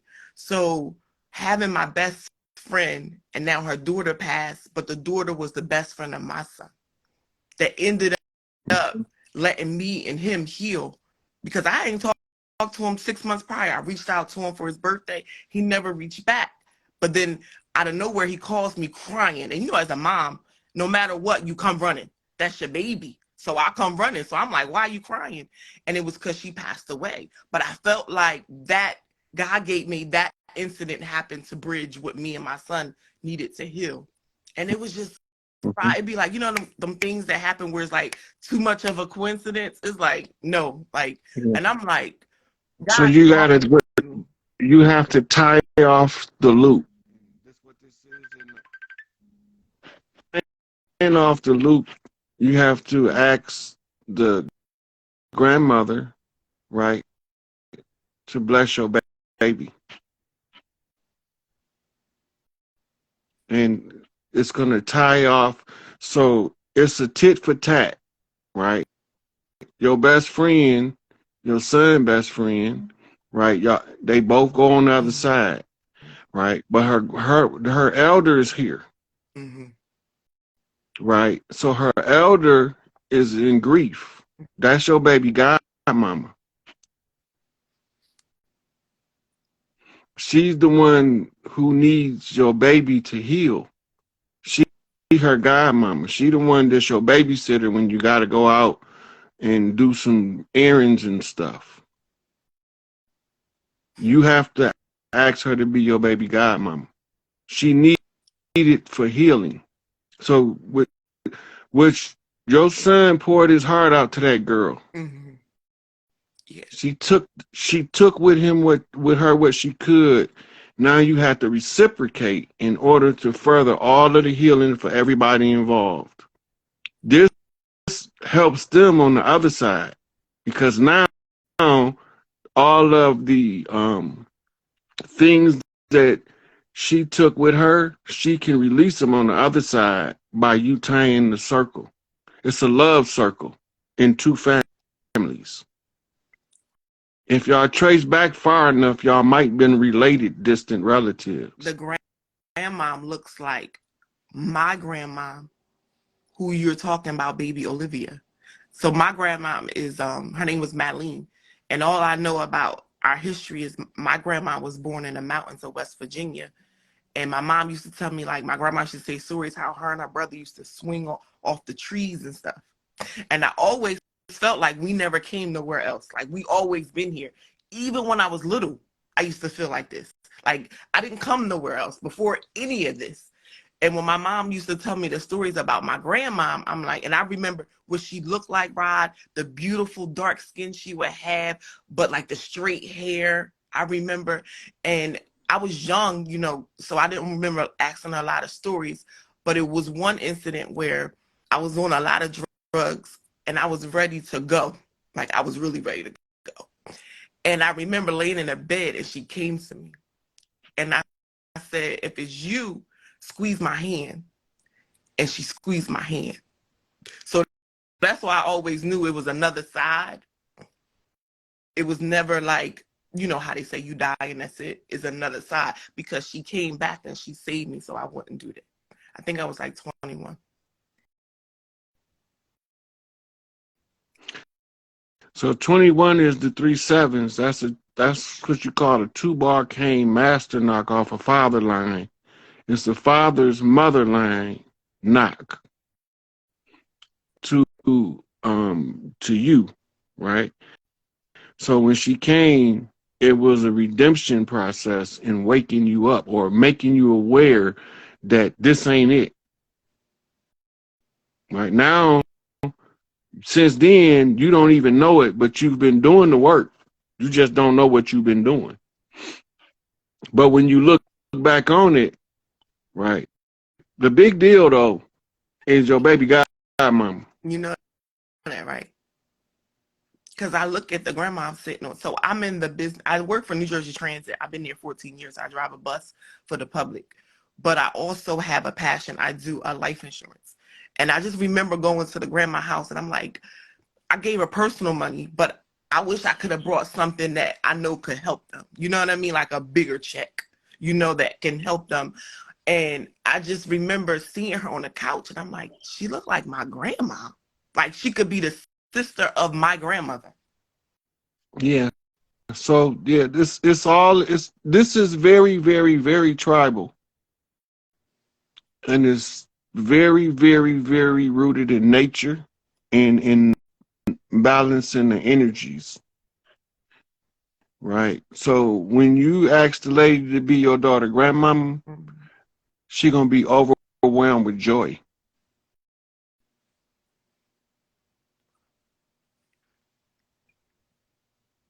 That's gonna raise her frequency so she can heal. Yeah. Yeah.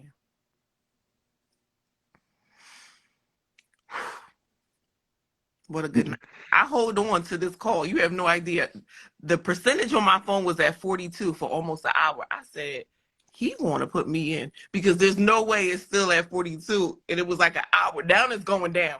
But like an hour ago it was at 42. I'm like, why is it holding on? And I'm listening to the young women coming in and they're just encouraging. I'm like, don't be afraid, Denise. Don't be afraid. You got this. They So all feel 42 is 2 4s. That's a 44 angel knot. it held on for a whole hour. I'm like, okay. Every time I looked up, 42. Yeah. I'm like, oh.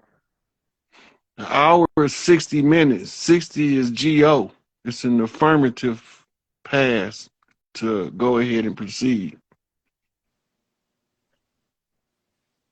All right. The last thing I got, I have this overwhelming sense of the end is near, and everybody around me is getting, you shaking your head.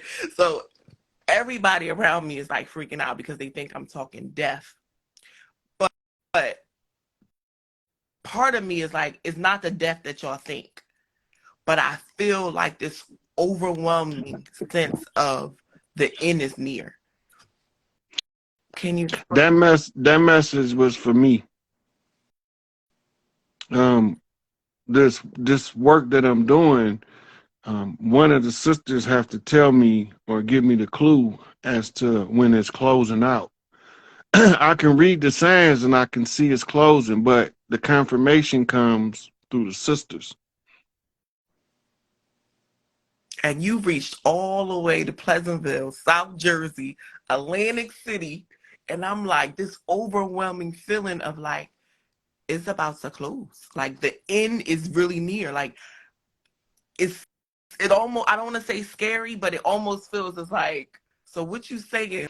I'm like, what you saying, God? Like, but he's like, no, you not that end, but it's coming. It's coming. Look, 2 people put 11:44 as the time in the comments, and 11:44 is initiated off of an angel, and there's 2 angel flips, 3 angel flips, right? Then in some places it's 10:44 because they're an hour behind, and somebody put 10:44, which is an angel 10 toes down. So we got 4 angels flipping, right? And the four angels is led by Chief Malik Angel Bay and it's Big Tookie. That's 44 red, 44 blue, Larry Hoover, and me, Tahuti. I want to give in my heart all your flowers now. All your flowers now. Because the women that they said that we wasn't going to be nothing, that we were stupid, that we wasn't going to make it, we making it. We making it. Because I graduated high school and couldn't read, right? I'm self-taught. I Me too. get in front of the best of the best and I don't choke and I don't fold. Because you know why? I made it out the trap when they said I wasn't going to be nothing. When they said my mother wasn't going to be nothing. I made it out the trap. Look, you know where it's saying the meek shall dumbfound the wise? That's y'all. Meek in Greek is effeminate. Effeminate is feminine. That's the root word to feminine. It's the sisters. The meek shall inherit the earth. That's y'all. Yes, the meek shall inherit the earth. Yeah. Yeah. So we on it, sweetie. I enjoyed talking to you. I appreciate you calling. Y'all done lifted me up so much. I'm probably gonna be dreaming about walking on stars or some crazy shit tonight. I just appreciate everybody on the call, that each woman that came up here to spill our heart, that it wasn't, I felt the energy through the comments. It wasn't, y'all didn't look at us like, you know what I mean? Like they don't know. No, they know. Yeah. They know. I just appreciate the love. It's time. It's time that it's time that we get these women back in their place. These mothers can heal these babies better than anybody else. So it's coming, and you right, and we coming to an end. Yeah. And I'm going to take baby Olivia to go see her sister. Yeah. All of those was, that was a great connection. Mm-hmm. Right. That was on my heart. That was on my heart. And God said, just let it flow and just tell him your story and it was too much. I'm like, nah, he got it. He got it. And I just appreciate you. And I want you to get some sleep because you look like you're part of my family. I'm going to tell you that right now. My brother, you look like his dad. My brother Edward, y'all look like y'all could be related.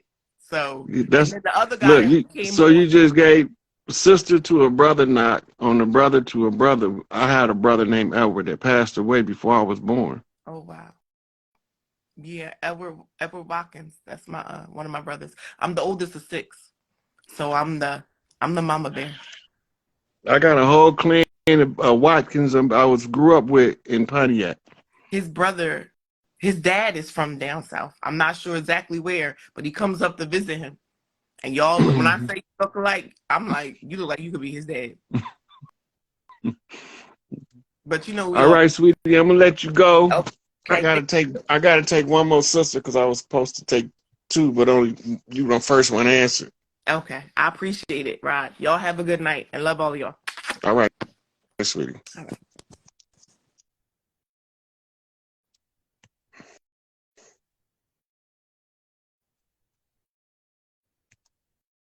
I'm gonna try this sister one more time.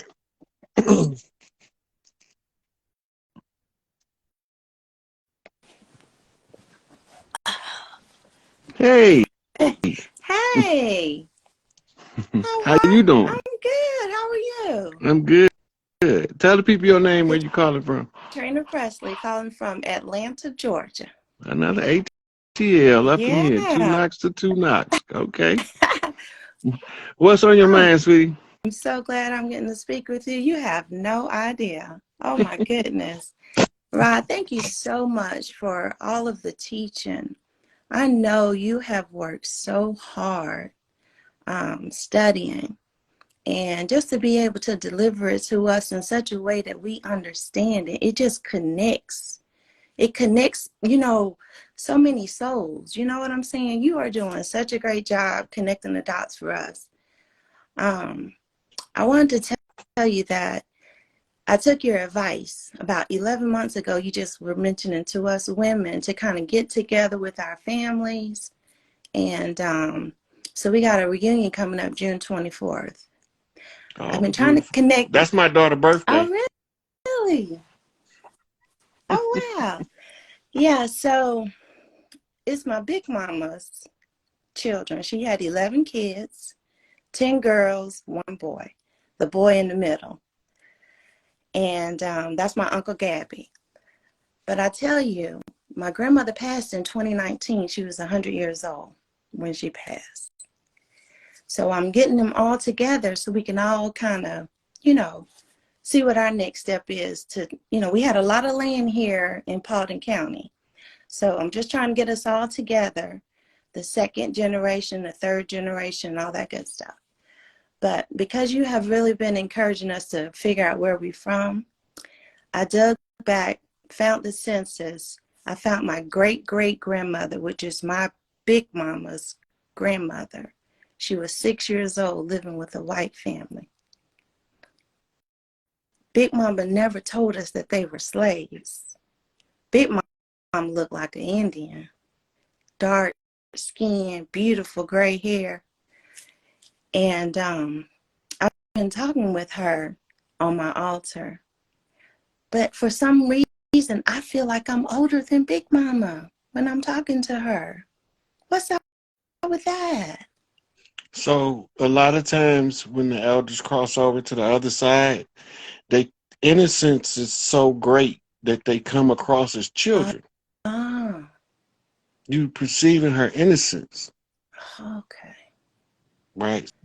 So you have, and it's also to trigger the mother instinct in you Mm, in order for you to be like, how mothers talk to their child. The child might be rambling on about some shit that don't mean nothing, and the yeah, mama still gonna listen. yeah, And then she might ask them a couple questions to make sure that they saying what they think they saying. Right. yeah. So that mother activation in you allows your communication to be more nurturing, and it's to facilitate the mother energy in you to come more forward and more forward, which is actually another way of raising the mitochondria. The Okay. highest mitochondrial expression is when the mother is happy, tending to her family, and all of her family is healthy because she's happy. Yeah, she told me to do this because I was, some of my cousins weren't feeling it. And, but Big Mama told me just keep pushing forward and make it happen. But I also discovered in going back, finding documents that my big mama witnessed her 3-year-old brother get killed. I found his death certificate. He got caught on fire by the kerosene lighter near the fireplace. Now, my big mama had told me this once before, but for whatever reason, I can't connect with him, and I've been trying. He might be you. You looking for somebody that's you. Oh. Mm. And that's why you can't connect. It's an internal connection that you're making, and you thinking that it's coming off of the higher, it's coming off the inner frequency. It's you. You're Oh, trying to good. connect with yourself. He is the focal point to the connection. Mm. So my big mama's younger brother, you think that's me? Okay, imagine this. You pick up the phone to call somebody and you dial the number that you're calling from. Mm-hmm. Who's going to answer? The call's not going to go Yeah, through. you're right, because I can talk to everybody else, but I cannot get him to connect. Mm-hmm. Now, my father has been trying to, I don't think he's agreeable. I'm his only child. I was on my father's side. And his mom, I told her I forgive her and I released her, because I I was a how you say that? My mother was married with 2 children, and she had an affair. So I'm an affair baby. And my grandmother on my father's side told my father to leave my mom and me alone. And he did that. But it kind of drove him crazy. I was his only child. And I was having a meditation time, and I told him I released him. I felt him. I felt him there, but he will not talk to me either. But Shame. he is. The shame is so overwhelming, and the energy work that goes into it. Right now is not the time for you to try to heal his shame.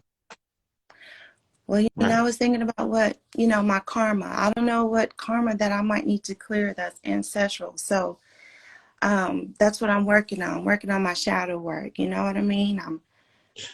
Your mission is what you're doing with your family, Mm-hmm. right? And any karmic debt that you owe is tied to you performing the function of unifying those elders that you calling together. So I don't need to worry about my right side. Focusing on my left side. Got it. Okay. Everything is coming to you through your motherland anyway. Mm-hmm. So you're on the right path. You're doing what you need to do. And the greatest thing you did was to forgive and release them. They're going to come back later. Because the more healing you're doing on your motherline is by default that same healing, because you don't have no grudges against your other side. Mm-hmm. You just don't have no connection. I But don't. the energy is going to heal that side because the connection was severed from his mother's advice, which was ill advised. Right. So he felt very uncomfortable with his decision, but he followed his mama's instructions because he was trying to be a good man and obedient son. Mm-hmm. Right. But he didn't realize that the internal conflict would eat him up like it did. Mm-hmm. And that's him punishing himself for the decision he made. Now, by you working on your motherline, the more work you do to restore your motherline, the more work is done on your fatherline. Mm-hmm. It's just an automatic response because you have to use the one side to clean up the other because you don't have an open connection there. So it's going to mirror itself because of the void. Okay. Yeah, I just feel so old. I feel older than my mom. I feel older than everybody. So I just, Yeah. You probably the big mama next. yeah. That would make you feel old, but you got old soul, Mm-hmm. right? And then you come in to see and perceive from a elder's perspective on what needs to be done for the healing process to take place. Yeah. Yeah. I haven't gone through any, I think I did a lot of reconciliation with my mom and some of the things that happened when I was younger, in my 20s. I'm in my mid 50s now, and none of that stuff bothers me. But I had to get out of that church. That's what I need. I freed myself once I got out of the church. Oh my goodness. And I just knew something wasn't right. And when I stumbled upon you about a year ago, it's been amazing. You have really, I've been asking God though, I've been asking the source to please. I want the truth. I know it's more than what's out here. And this Bible it wasn't doing it for me. I knew that thing frontwards and backwards, but it wasn't doing it for me. And But that was the contract. The Bible is a contract. mm-hmm. We don't know it's a contract. We think it's a spiritual training tool, but it's a contract and it's a riddle. How do you break that contract? I broke it already. Don't even worry about it. That's Okay. why I know. That's if you watch it's a whole lot of empty churches now. Yeah, it is. They blame it on COVID, but it's a lot of empty churches. I Hmm. remember you speaking They about can what call Pelosi me did. COVID all they Yeah. want. I recall you speaking about, Donald Trump and Pelosi and what they did with the Bible contract. So, Yeah. yeah, but it's got my mama heavy and real thick, shackled down. Hmm. You can let her have it now because you're gonna be the one to break the curse anyway. So she can have it. She's gonna grow, and she's gonna have dreams to counsel her from above, Mm, so that you don't have to fight that fight. And she's gonna come to her own realization that she had been deceived and lied to. When she see your moves, it's gonna serve as inspiration to her healing. yeah, So keep doing what you're doing. real. Your mama needs to see you do it. Thank you. Thank you. Mhm. You I appreciate welcome. that. Everyone say you look like someone. I think you just be transforming because you transfigure when people be looking at you because you look like my cousin Ricky. But My you just nephew Ricky, I got a nephew Ricky. He downstairs. really. Yeah, his name is Enrique. We call him Ricky. He hiding out in West Virginia. So thank you so much. I appreciate all the work you do. I know that you don't ask for anything either. You just spend so much time with us, and I really appreciate that. Really do. You you welcome. Yeah. I can't sell what I got. That's just for the people. It ain't for me. Yeah. Well, I hope it comes real soon because I'm tired of going to work. I know that much. I'm tired of going to work. These folks get, ooh, wee, boy, you talking about I went outside today, took Listen, my keep shoes off. following your purpose. Yeah, I took my, I took, Look, I'm your job opening up. gonna shift. I can't wait. I'm opening a metaphysics store this weekend. I've been doing that for There the it is, past two right there. months. That's the opening of the gate right there. Mm-hmm. Cause you opening your future with that store. Yeah, it's opening up this weekend. Call the Smudge Life. But I'm just I'm ready. I was at lunch today with my shoes off in the grass. One of my coworkers walked past and said, "What are you doing?" She said, "Is that grounding thing?" I said, "Absolutely." And you know you probably inspired her to go home and ground. Mm-hmm. But when Yeah. it started working for her, she gonna come back and tell you, I seen you grounding, girl. I went home and tried it. Woo, it worked wonders for me. Mm, no, I be wearing all kind of stuff in there, crystals all over the place. Yes. So, anyways, thank you so much. I really appreciate you. I do. I tell you, you are inspiration to all of us. And I appreciate what you and Young Elder do. You have really, I've seen him grow leaps and bounds. You are really doing that thing with Elder. I tell you, Young Elder. So I'm Young Elder excited. had a lot of information, but he had some blind spots, and Malachi York sent me to him. I see why He he did told, it. yeah, he I told see why he me did to it. do open study, Nuwabi and open study group, pulling receipts with Young Elder. Yeah. Yeah, but I've That's seen what I the did. growth in him too. He has grown tremendously. So, I mean, you his Baba. Yeah, in the meanwhile, you do good work. I appreciate you. Thank you, sweetie. I appreciate it. Yeah, you have a good evening. All right, you too.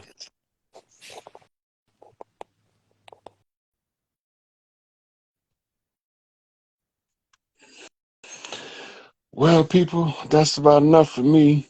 I enjoyed today's conversation. It almost make me want to do it live tomorrow. I got Young Elder tomorrow, um, at 9:30 Eastern, 8:30 Central, for the people that's watching this. And I got 6 questions in here.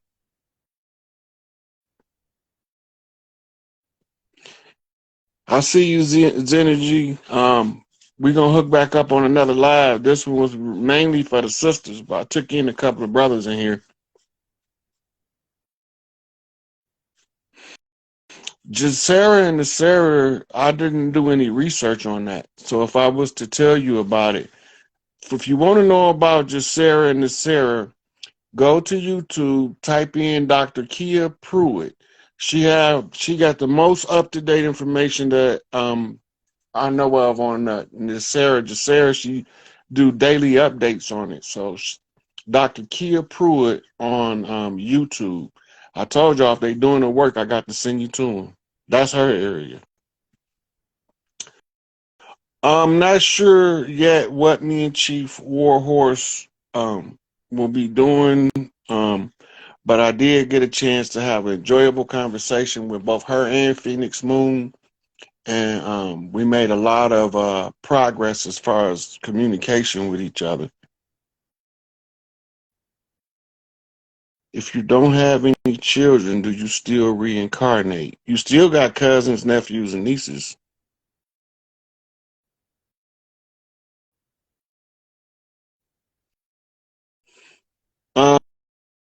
Trump is working to restore our stuff back. I'm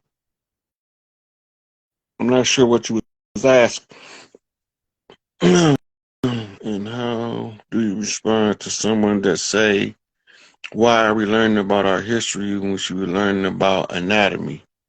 Well, what I would tell somebody that asks why we learning about our history when we should be learning about anatomy is that when you go to school to be a doctor, you learn anatomy, but you can have history as an understudy. Just because you study one don't mean you got to get rid of the other.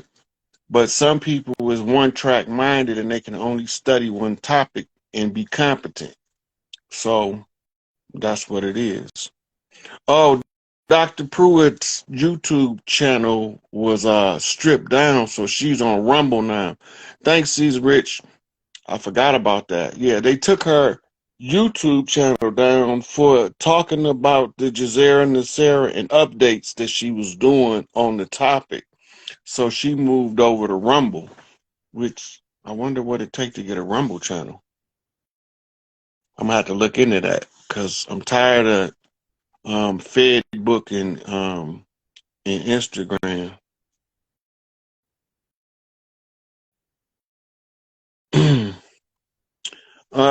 Mark Christopher already put it in the public domain. We about the closing of the courts and putting them all on notice. So it's just a matter of time before the motherfucking guillotine drop on their ass.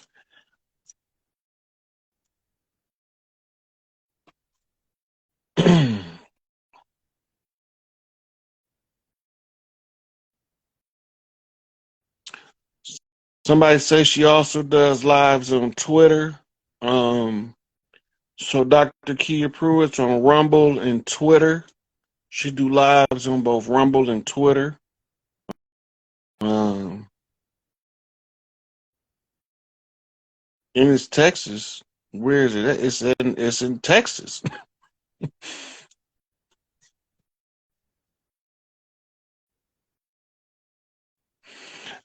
Man, I'm so tired of any little kids, man. Don't even get me started on them rotten motherfuckers, man. Don't get me started. But believe me, they're being addressed. Most of them has been rounded up. There's probably a couple stragglers, but I think more so than his kids, it's his sympathizers, the ones who supported that bullshit agenda, adrenochrome harvesting and cannibalism of the children, torture and all that shit to try to keep us from waking up. That's a big deal. So yeah, them motherfuckers is worse than any little kids because they from here doing that dumb shit. Uh, yeah, I'm probably gonna look into that Rumble thing though. That sounds kind of interesting. I don't like Twitter, but Rumble I might be able to write some articles too on there. I don't know. I have to see what I could do on there because I'm so tired of talking. I'm ready to start writing now. But look into that Goddess Glow Up for the sisters that came late. Go back and review my public service announcement to the sisters about the Goddess Glow Up. And I try to give a good explanation on why it is a good idea to participate, right? Free divine insight, yes. But for those who don't understand what's going on with divine insight is he's reenacting the Toussaint's captivity to the French. That's why he's in what was formerly known as Louisiana Territory, incarcerated, because he got to reenact the life of Toussaint L'Ouverture, and he had to sit his ass in that motherfucking cage um, to finish harnessing the energy to go back and break this shit up once and for all. So yeah, that's why he had to deal with this shit. It ain't that he did nothing. It's just that it's a underlying justification in order to reenact the way you come in this shit is the way you gotta come out. And it's just putting it in a different order. Instead of this time, um, instead being in prison before you launch the revolution, he's in prison to free the people from the conjure of the revolution. And the Bookman, Arisha Stone, Phoenix Rising, and the other sisters, they all, then you got Barbecue down there, John Dessalines, he cleaning that motherfucker up. Some people don't like him, but they probably dirty anyway. But Barbecue is, we believe, to be the reincarnation of Dessalines, who was the one there when Bookman left and when Toussaint left, then they left the reins to John Dessalines. So before they can come back, Barbecue had to do what Barbecue been doing, and that's how we can read the energy signatures to see who's who on the land. So it's just a replay. It's like playing the movie in reverse, coming out of the movie script, right? So it opened with the opening scenes. Now it's closing with a reenactment of the opening scenes. So that's just the way that it worked. You had to see the same stuff coming out that you seen going in. And they seen Toussaint in captivity to the French before he launched the revolution. So before he launched the peace, he have to be in captivity in what was formerly French occupation in the Louisiana Territory, and then he can make his way to Florida, then to Haiti. And by the time these women win this World Cup, that's going to set off a series of celebrations like, like we do. Like for New Orleans second land, damn it. Los Carnaval in Brazil, Cinco de Mayo in Mexico, all them little parts of the rituals of our original people. I mean, they trying to say that why we want to say we from here, because we from here. We all saying y'all, I ain't no Indian. I'm organic to this land. The last time I was here, wasn't no such thing as no Indians, wasn't no such thing as no Moors, wasn't no such thing as no Cherokees. None of that shit didn't exist. Now I come back and gotta assimilate this bullshit. I gotta assimilate all these made up ass tribes. The tribes is your families, man. And then you got extended family, and then you got family that you choose. You call them friends, but they're the family that you pick, right? And then we develop what we call sub tribes, like our work family. I ain't motherfucking done with General Motors, Ford, and Chrysler's bitch ass yet. I'm just have to go through the whole gamut and spectrum of things that need to be fixed until we get right back to the beginning. And that's when we going to address the big three in corporate America and the exploitation of the people in the name of the almighty dollar. And we going to kick them in the badussi like we supposed to, right? So appreciate y'all spending time with the chief tonight. Keep your head up, stay strong. Let's get it on. And all of the sisters, that Goddess Glow Up is a high recommendation for me. If y'all take any stock in what I'm telling y'all, that's the smartest fucking shit y'all can do. It ain't got nothing to do with muscle. This is straight smart, feminine, healing shit. That's the smartest shit you can do. So with that, appreciate y'all, and I'm out.